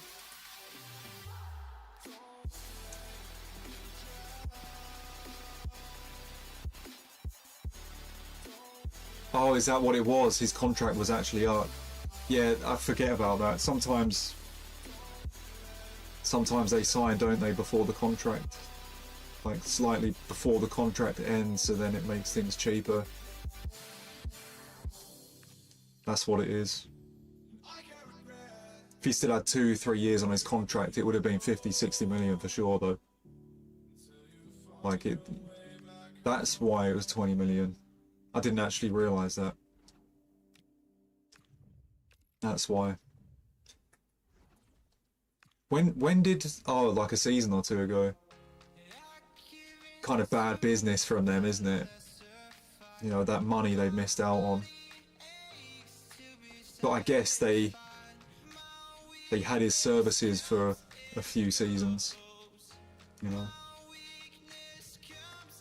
But has literally cost them 50 million over the course of 2 years in terms of what they could have had.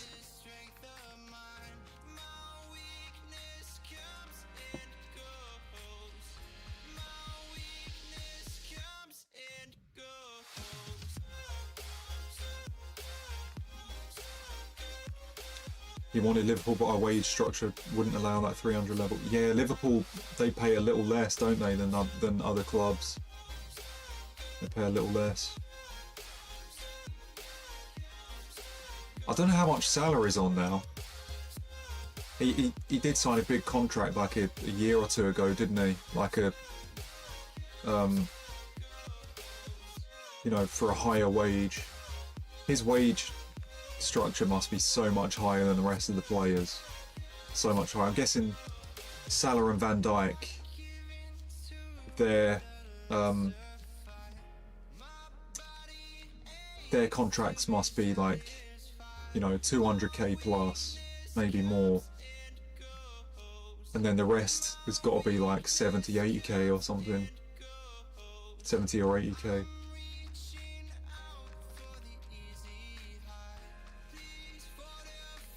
I find it crazy how certain players would prefer to join Liverpool over Man United, despite Man United having bigger contracts. That might be the downfall of United as well, to be fair, over these last, say, 5-10 years. The contracts that United have been giving out, you know, because we sign players like Jadon Sancho and we're thinking, right, okay, he's going to change the bloody team, and then it turns out that he barely does anything and takes like 350k a week, barely playing, it literally turned into a situation where like good players have gone there and then gone to shit, but then still get paid loads, you know? So like, I don't know, man. Maybe if our contracts were like a little less, you know, 100k less or 200k less or whatever, then maybe there would be more solidarity in the squad, if you know what I'm saying. Maybe that kind of, those kind of contracts being given to players gives the club more of a commercial status rather than an actual like solid football club that wins things, you know, kind of like that. You know, it's almost like more of an entertainment club than a actual football club. You know, signing the big names, you know, hoping they're gonna like change everything, rather than like building like a solid 11 from the ground up. You know, no one getting paid too much, like no star names that's supposed to fucking save the day. Maybe that's what like happened at United. You know, we just signed too many players that made it, you know, more of like a commercial thing. I don't know. I might be wrong. I might be wrong about that. But Sancho's definitely an example when it comes to that. He is. I mean, he did really well at Dortmund, but it just seems like he gets his big contract at United and then all of a sudden he just hasn't been the same. You know? It's like, I don't know what that is. I really don't. Whereas if he probably went to Liverpool and had a lower wage structure, he may have fucking been 10 times better. Do you know what I mean? It's just, it's kind of weird how it works. So it might be, it's probably good for Liverpool, like giving out less wages, etc. But I think this season with Liverpool, when they signed Wirtz and Isaac and Frimpong, I feel like they did kind of go down that commercial route like United have done, because they've already won the league. Their team is working really well, right? Their team was working really well. They won the league title. They didn't really need to change much. And then because of the hype of winning the league, they're like, right, okay, we got all this money now.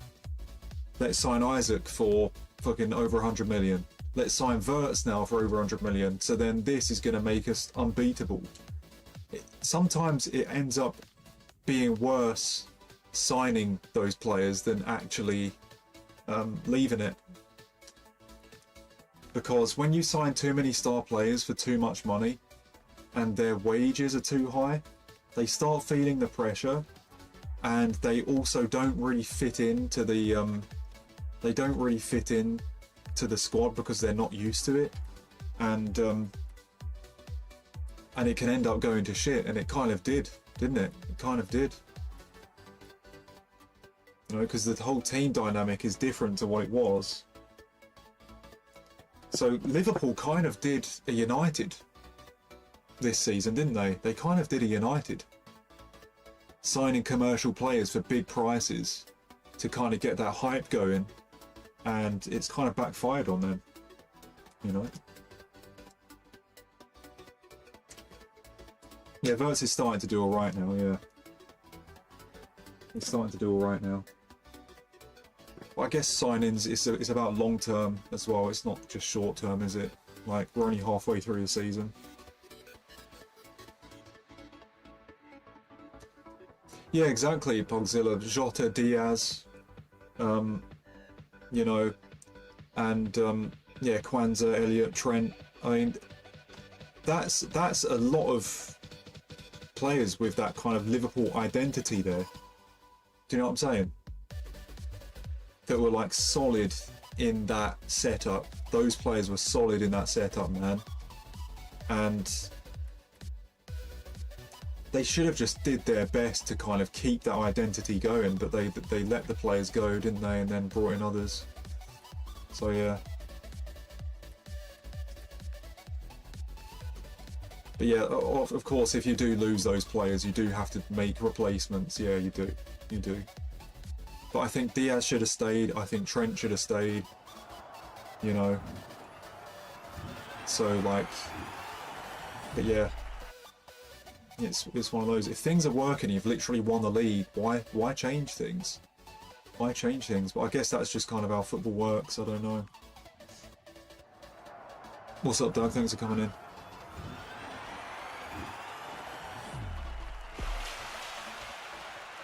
What's up, BTR? Thanks for coming in, man, as well.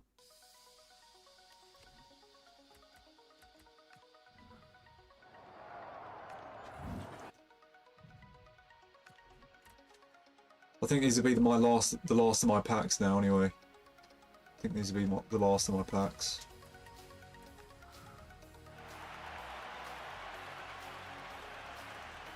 Casperito, thank you for the follow.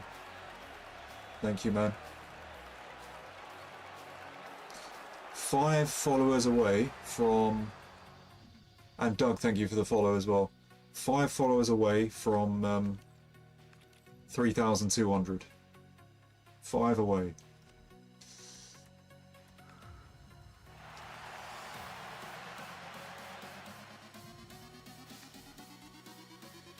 I'll have to ask Trent why he snaked us to sniff Jude's ballsack. That's something you'd say on stream, isn't it? That's hilarious, man. You know, it makes me laugh when you talk about the stream snipers. You love it when my dick's in your mouth, huh?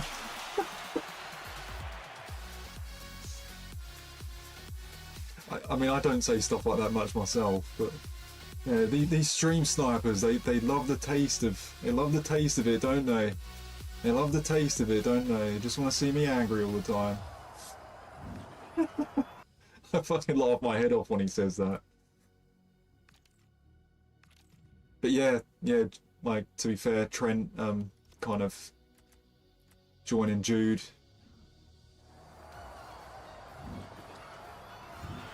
Trent, he's got injured. He's not back in the team now, is he? Apparently he could be leaving again. He could be leaving Liverpool. I'd fucking take him at United, I'll tell you that, but he would never join United. After being at Liverpool for so long. Followed a while ago, just for context. Oh, no worries, man. Oh yeah, you followed in February, a few years back. I don't notice that name. Maybe I like read your name out on stream back then, but because 2 years have gone past, I can't remember it. Because 2 years have gone by. Unless you had a different Twitch name then, I don't know.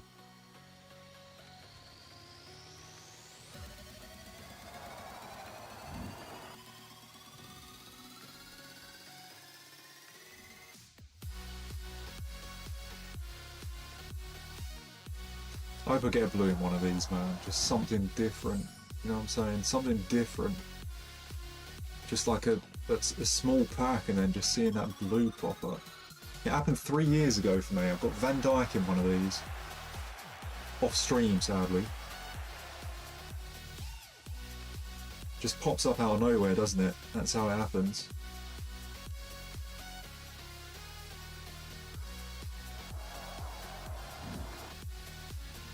Just got to keep on opening them automatically.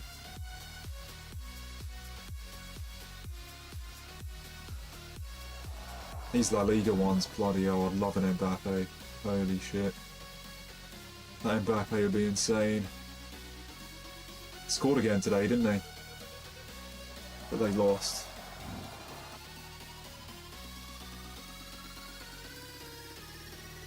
What a result for Mourinho tonight, though. Getting a bloody 4-2 win over Real Madrid. Like, that's fucking prime Mourinho right there, isn't it? You know? Fucking got one over Mbappe, Bellingham, etc. You know, that fucking really good Real Madrid squad are tasting the Mourinho aura there, aren't they? You know, they're feeling that. They're bloody losing to a Mourinho team. And that's Mourinho just well out of his prime, of course. He's still managing to pick up a result like that. It's good to see. They needed that goal though, didn't they? Kingman was saying that bloody... they needed to score that goal at the end. It was like for goal difference to actually qualify for the playoffs. The goalkeeper scores the header. It's fucking insanity, man. There's only one person on FIFA that can relate to that goal, and that's me. Because yes, I conceded a last-minute header against a goalkeeper on FIFA and lost because of it. Yes, I did. Bloody Ruffier. Some of you guys know that, some of you guys don't. Yeah, by one goal made the difference. That's fucking insane, man. I was watching it on Match of the Day and the pundits didn't mention that fact. They were just all hyped about the goal. And then bloody hell, like, I didn't realise the circumstances behind it either.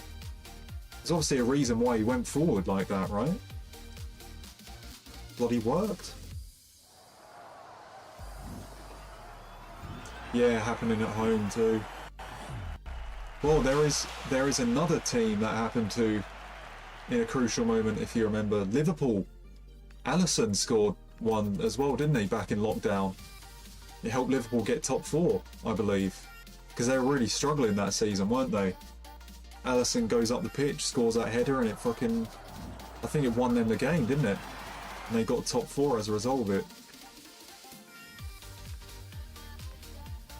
Or it got them, like, ahead to be in the top 4. Like, Klopp was going fucking crazy as well, I remember it, man. No crowd there either. Just all in an empty stadium. Can't remember where that was. I think it was like away at Fulham or something.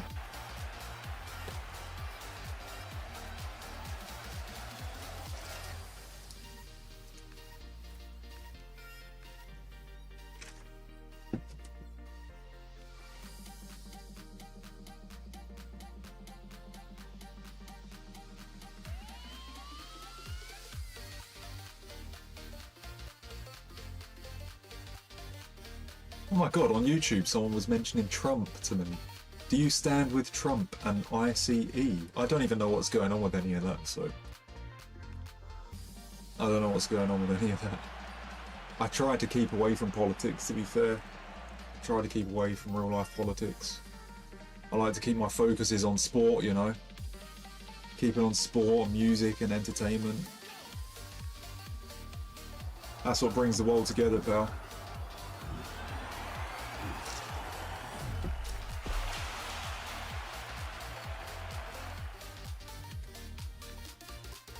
I remember Jota, yeah, sports entertainment also. We've got the Royal Rumble coming up on Saturday. I can't fucking wait. I love the Royal Rumble, guys. I love the Royal Rumble. Such a fun match to watch. So entertaining. So fucking cool. So cool. So yeah, Saturday I'm watching that shit. I'm not streaming, champs. I'm not fucking... no stream. I'm just watching the Royal Rumble, man. I'm just going to enjoy it. I'm just going to enjoy it.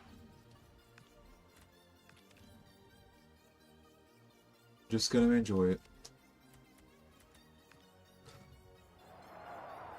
I remember Jota, God rest his soul, scoring last-minute goal to win after they just bowled 3-0 lead to Spurs. Oh yeah, I know. That was crazy, man. That was crazy.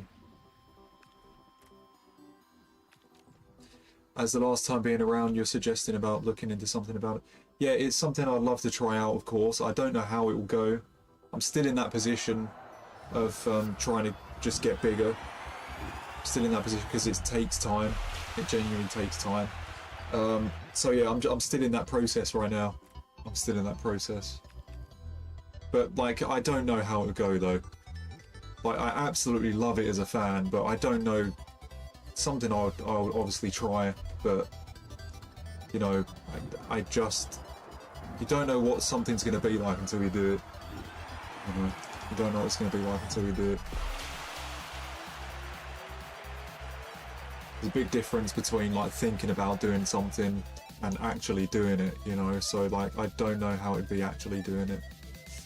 So I've got like, I can have the enthusiasm for it as a fan, but like there's got to be realism too. There's got to be realism too, because it's a hard thing. It's a very hard thing. Those fucking wrestlers, like, they put it on the line, man. They put it on the line, and you've got to know what the hell you're doing. You've got to know how to be safe, you know. And then also you've got to know how to actually be like provide good business too when you're doing it. You've got to know how to do that. Yeah, there are loads of places in the UK. There are loads of places in the UK, yeah. There are loads of places in the UK. But I just feel like if I want to do it, at least, even just trying it, I need to like still have some reasonable size. So yeah. But it's good though, because I'm kind of trying to get bigger because I would like to try that out, but it's good for my health too, what's going on, because it's good for my health too, because building muscle is really good for you. It's really good for you. It's not just for your image. It's like I'm realizing as I've been doing it for the last 2 years, like building muscle, getting bigger. Like obviously I've not built like a massive amount, but I've built some and I've got stronger. You know, there's more muscle mass on me now than there was 2-3 years ago. But as I've been like watching a load of videos about it, and you realize like how beneficial it is for your health, just gaining muscle in general, you know, not for your image or anything, just for your general health, right? Because if you've got more muscle mass in your legs, like say if you get older, like when you get older as well, you lose muscle mass. Like when you hit 30, naturally your muscle mass decreases. So that means you get weaker as well. Obviously means you get weaker because of that muscle mass declining as you age. So like doing weights as you age is like a really, really sensible thing to do. Really sensible thing to do, because if you're old, if you like by the time you age, you're like 60, 70, 80, if you fall over or something and you know your bones are a bit more brittle or whatever it is, and you haven't got that muscle mass, it's going to be hard for you to recover, right? It's going to be hard for you to get up, get yourself up, have the general strength to you know, to do general life things, you know, just simple things like that. It gets hard, doesn't it? And then also, like, if you get ill too, you know, it's good to have that kind of mass on your body. If you don't have that much mass, like, you're just going to lose weight fast and then kind of deteriorate too. So, like, it's kind of good to just have that muscle mass there for your strength, and, you know, and just having that frame on you too.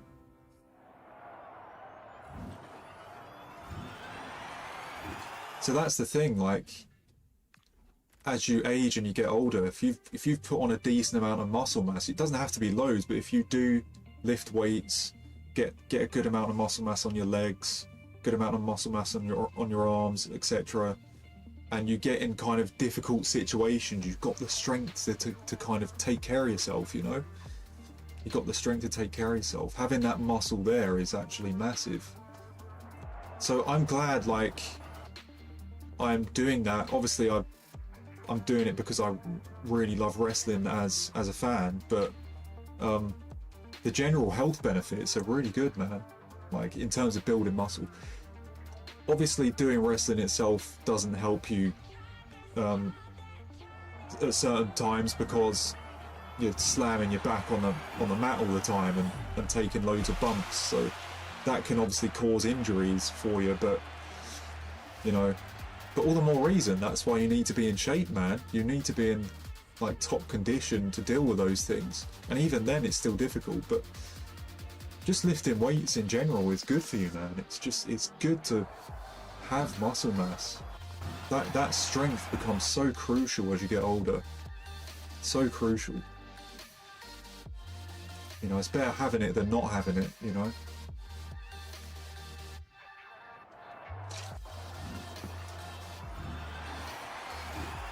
Bullshit, Arnold Schwarzenegger.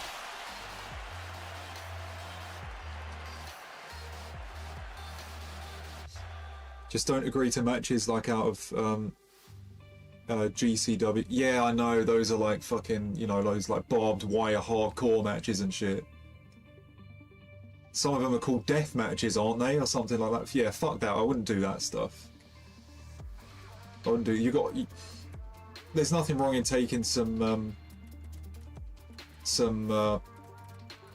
like tough bumps, you know, tough spots, but like it's got to be like within reason, you know, and every so often, you know.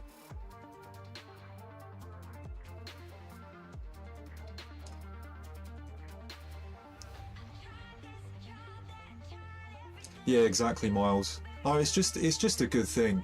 It's just a good thing, you know.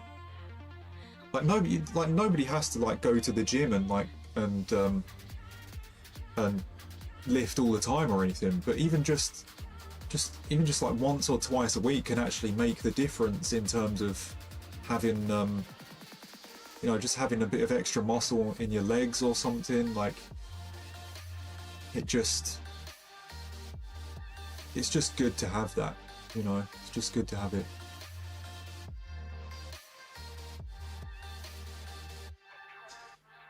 I know I probably went on about that a bit too much, but yeah. I feel like your culture doesn't stress that much lifting and muscle, but over here, if you do sport, you lift starting in year 8 or 9 during puberty's end. Yeah, in the UK, I think it's different when it comes to lifting weights, Pugzilla, yeah. I think in the US, the sports there are require more strength, don't they? More strength and size. You know, you're talking NFL, etc., and wrestling, like, because you was doing amateur wrestling, wasn't you? But yeah, exactly. Like you was doing shot put and everything, wasn't you? Like I've heard your stories, like really cool stories, man. So yeah, you're right there. You're right. In America, like, I think the environment is different. Lifting weights is, I think more people lift weights in America than they do in the UK, for sure. I think the percentage is a lot higher over there. So over here, you do have rugby, right? You do have rugby, but the main sport here is football. The main sport here is football, and in football, like, I mean, you see it, you don't really have to be big. Like, a lot of footballers are pretty slim. A lot of footballers, some footballers have a big amount of muscle, but it's quite rare. So that's my kind of that was my kind of upbringing as I got older. So like from when I was a kid, even going into my teens and early 20s, etc., it was just all football, and I was doing weights here or there, but I didn't, there wasn't enough commitment to the weights and getting bigger, because there was always that stigma with football players of like not getting too big. You know, it's best to just not lift weights that much, or not eat, like, have a diet to get bigger that much, because you know, you might lose your pace, you might lose your speed, and you might become too kind of big to actually play in the games. So yeah, exactly, Pugzilla. That's exactly what it is. So it's actually interesting when you talk about the environments. That's why recently, you know, it's only in the last, say, 2-3 years of my life I've been lifting weights kind of properly to try and get bigger and have some size, because before that I just had that football mentality, you know. It was just all football, don't really need to be that strong, you know. So yeah, like I said, I'm glad you brought that up. Glad you brought that up. That's kind of why I was kind of so small for so long. Because of football. If we had that similar environment in the UK where most of our sports literally require getting bigger and having more size, and I probably would have that now because I'm generally sporty, but it was just mainly football. I played badminton as well. I used to love playing badminton. That's not really a sport where you need to be muscular, you know, you just need to be lean and light, move quickly. Those are kind of my sports. You know, I was like best at those two sports. So in football I was pace, dribbling, you know, agility. So that kind of worked in badminton. That's why I was quite good at that. Yeah. So I understand what you mean, man. I kind of wish I was brought up in the US because I think I'd be much more muscular now if that was the case. You know, if I was still a sporty guy, you know. I'd have been in an environment of like other guys that are doing sports that require that strength, and then those guys, if I'm friends with them, would just at a young age would give me advice on how to build the muscle, what to eat, you know, how to, you know, progressively overload in the gym, etc. So yeah, it depends on environment, doesn't it? Yeah, it depends on environment. So most of my environment as a kid and growing up too, it was just football everywhere, just football. And it was kind of ironic actually, because when I was in my football academy in 2011 and 2012, there was only one jacked guy in that football academy, and he was probably my best friend in that academy too. I think he was on steroids though, I will say it. He was 17 and he was fucking jacked out of his mind, man. Jacked out, and sometimes I'd spend whole days with him and he wouldn't even eat that much, you know. We'd like after training we'd go to McDonald's and he'd have like 2 burgers, and he didn't eat anything from like the beginning of the day up until the end, you know. He'd be like, oh man, I'm so hungry. And I would think to myself, he's got so much muscle though and he's barely eaten today, like what's going on? It was a bit weird, so I think he was on something. I don't know, unless he kind of secretly ate loads when he was at home and just didn't tell anyone about it. But yeah, but everybody else in that academy, and pretty much everybody else that I played football with in different teams, I'm talking like 98% of them just were not jacked at all. Maybe like a tiny bit of strength, but not like actual gym goers that had much size. So yeah, that's the thing. That's the thing, man. Like I've only come across like probably overall in my life through football, probably like 2 or 3 guys that actually have legitimate muscle on their body. And I think 2 or 3 of them were natural, but definitely the guy that was in my academy, he was definitely on steroids. I can tell he was. I could definitely tell. And there's nothing wrong with it. There's nothing wrong with that. But it was definitely the reason why. He was lean. He was fucking jacked as fuck. It was crazy, man. I remember we did a gym session after training once, and we were doing leg extensions, and I did 120 pounds. Because I kind of gained pretty quickly on it, even though I probably wasn't eating that well. I was started on like 60 pounds and then it went to 80 and then 100. Now I did 120. I was doing like 12 reps on 120. I can do fucking way more than that now. Not like way more, but like quite a bit more on the leg extensions now.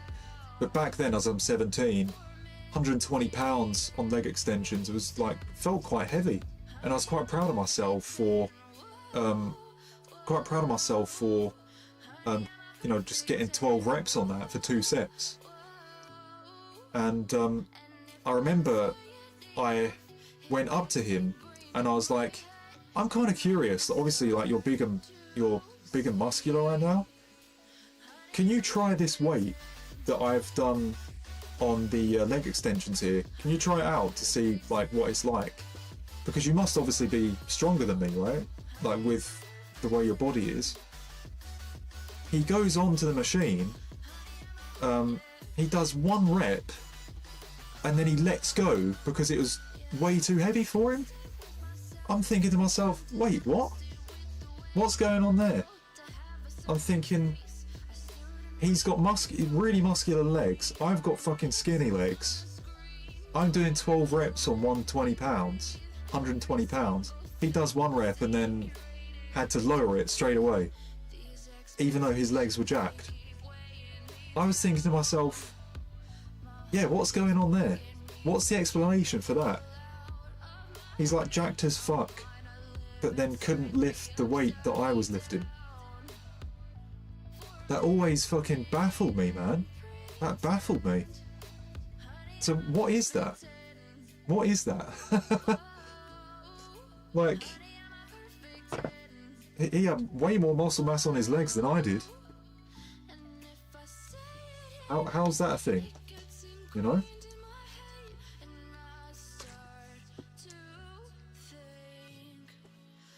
Funnily enough, the most jacked guy in that fucking football academy was actually the nicest guy too. He was one of the only guys that actually made me feel welcome. Everyone else made me feel fucking massively uncomfortable, bar 1 or 2. You know, between training and studying, once we finished studying, we'd go to lunch. He invited me over to his house. You know, play some football games with him and stuff. It was still kind of hard for me to be myself around him because I was still getting used to him. And obviously I felt uncomfortable in the academy anyway. And he knew I was quiet. He knew I was quiet. Like, around everybody else. But he treated me well. Like, he wasn't an arsehole, he was welcoming. He would, like, talk to me. He wouldn't talk down to me or take the piss. He was always friendly. Everyone else was a fucking arsehole. So it's weird, man. I still left, of course, and felt really uncomfortable. Even though I could talk to him, I still couldn't deal with everything else. Do you know what I'm saying? So, yeah. Bit of a weird one, but there you go. Crazy part about roids is they absolutely fucking... Yeah, they do work, man. They do. I'm pretty sure he was on them. Pretty sure he was. I never mentioned them to him, but I think he was. He was only 17 and he was so jacked. It was crazy. It was crazy, man. So he must have obviously knew people. He must have knew people. I think he went to like one of the gyms that has a reputation for steroids in my town, so it's okay though. If someone wants to do that, they can do that. You know? Like, it's fine. If I absolutely needed to, I'd consider taking some stuff. Not like anything too strong, but like whatever's healthy. Do you know what I mean? Not now, but like maybe if I'm making money doing something, say if I'm in pro wrestling in an organisation and I need to have that image, maybe I'll consider doing something then. If it involves business, do you know what I mean? Where you need to have that image at the time. But I think he was on some strong stuff though. I genuinely think he was on some like really strong stuff. Because I don't know what explains that. Certain days he wouldn't be eating that much. And also he wasn't able to lift the same weight I was lifting on the leg extensions. You know, I mean, that's, to him 120 pounds on the leg extensions shouldn't even be that much, right? I don't think it's that much. You know? I kind of worked up to being able to do 12 reps 2 times, you know, at that time. And yeah, there you go. Don't want to get the roid rage. Yeah, I know, man. I've heard about that. I think there are other alternatives when it comes to stuff like that. I think there are other alternatives. I might be wrong. You know, I've heard of things like TRT, etc. I don't know what the healthiest alternatives are for things like that. Yeah, Brucey, GTA 4, fucking hell. Yeah. What was Bruce Lee doing on GTA 4? Like fucking headbutting the wall because he felt like he needed to. Jesus Christ. Oh man. Yeah, I remember those cutscenes. I remember those. Fucking hell. Anyway, let's do like 2 more of these and then I'll finish the stream. Let's do like 2 more of these. Yeah, interesting stories about that though, man. No. That guy actually, funnily enough, he went on to do his own competitions. Bodybuilding competitions, and I think he won some. So that goes to show how much of a good bodybuilder he was, you know, and how good his body looks. He went on to win competitions, legitimately. If I was to go and message him on Instagram, he'd reply for sure. If he like knew about my YouTube channel and stuff. But I couldn't, I know his Instagram. I can't obviously show everybody because it's a private thing. But yeah. I could message him and then I don't know if he still lives in my area. I don't know. I could still message him and then tell him like, look at my YouTube channel now. You see me in that football academy, like barely being able to say a word because I fucking felt so uncomfortable around everyone. Now look at my channel. He'd probably look at it and think it's really cool, you know. He'd probably look at it and think it's a really cool thing. And then he could actually see me being myself instead of being somewhat shy. You know. But yeah, I don't know if he still lives in my area or not. But yeah, I'm telling you, if I was to like follow him or send him a message on there, he would yeah, it'd probably be like a nice surprise for him, but I can't do it. I can't do it. I'm not sure if it's wise to, you know, get anybody from that academy to kind of directly know about my Twitch or YouTube channels, you know. It might kind of backfire. I'm always hesitant with stuff like that. People in real life like knowing about this. There you go, Lewandowski for the fucking 700th time. So yeah.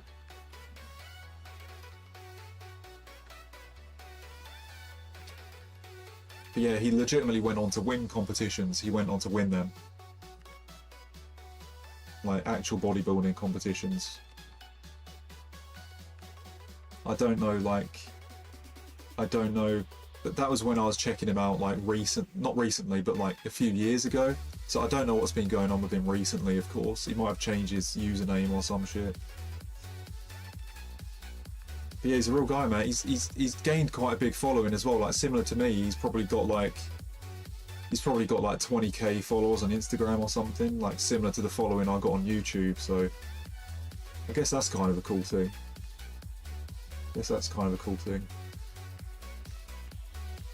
You know, both of us in the end up, you know, gaining a following one way or the other. Me through FIFA and him through bodybuilding. So yeah, I guess that's quite cool.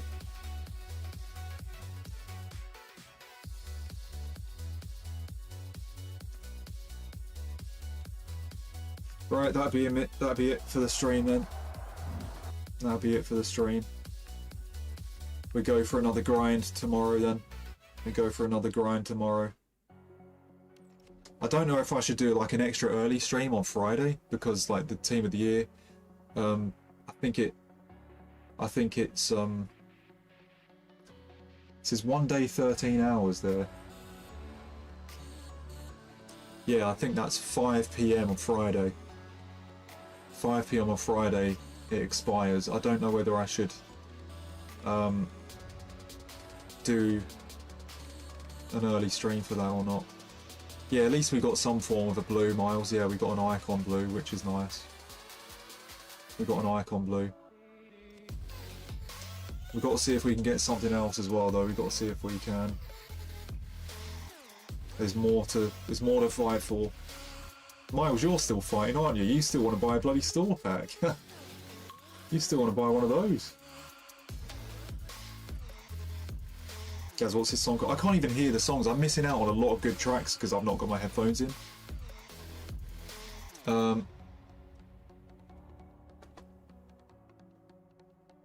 Here it is, Miles. Yeah, I can't even hear the music. I will get my headphones back in soon. I will. That's it, I can't even hear it.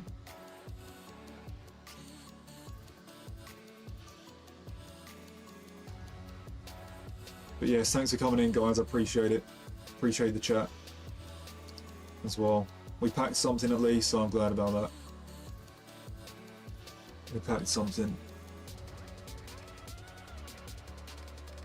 Right, what do we do? Who do we raid? Header or Pieface? Pieface is going for he's going like not ending till RTG blue. Okay, we're raiding because he's going for the blues.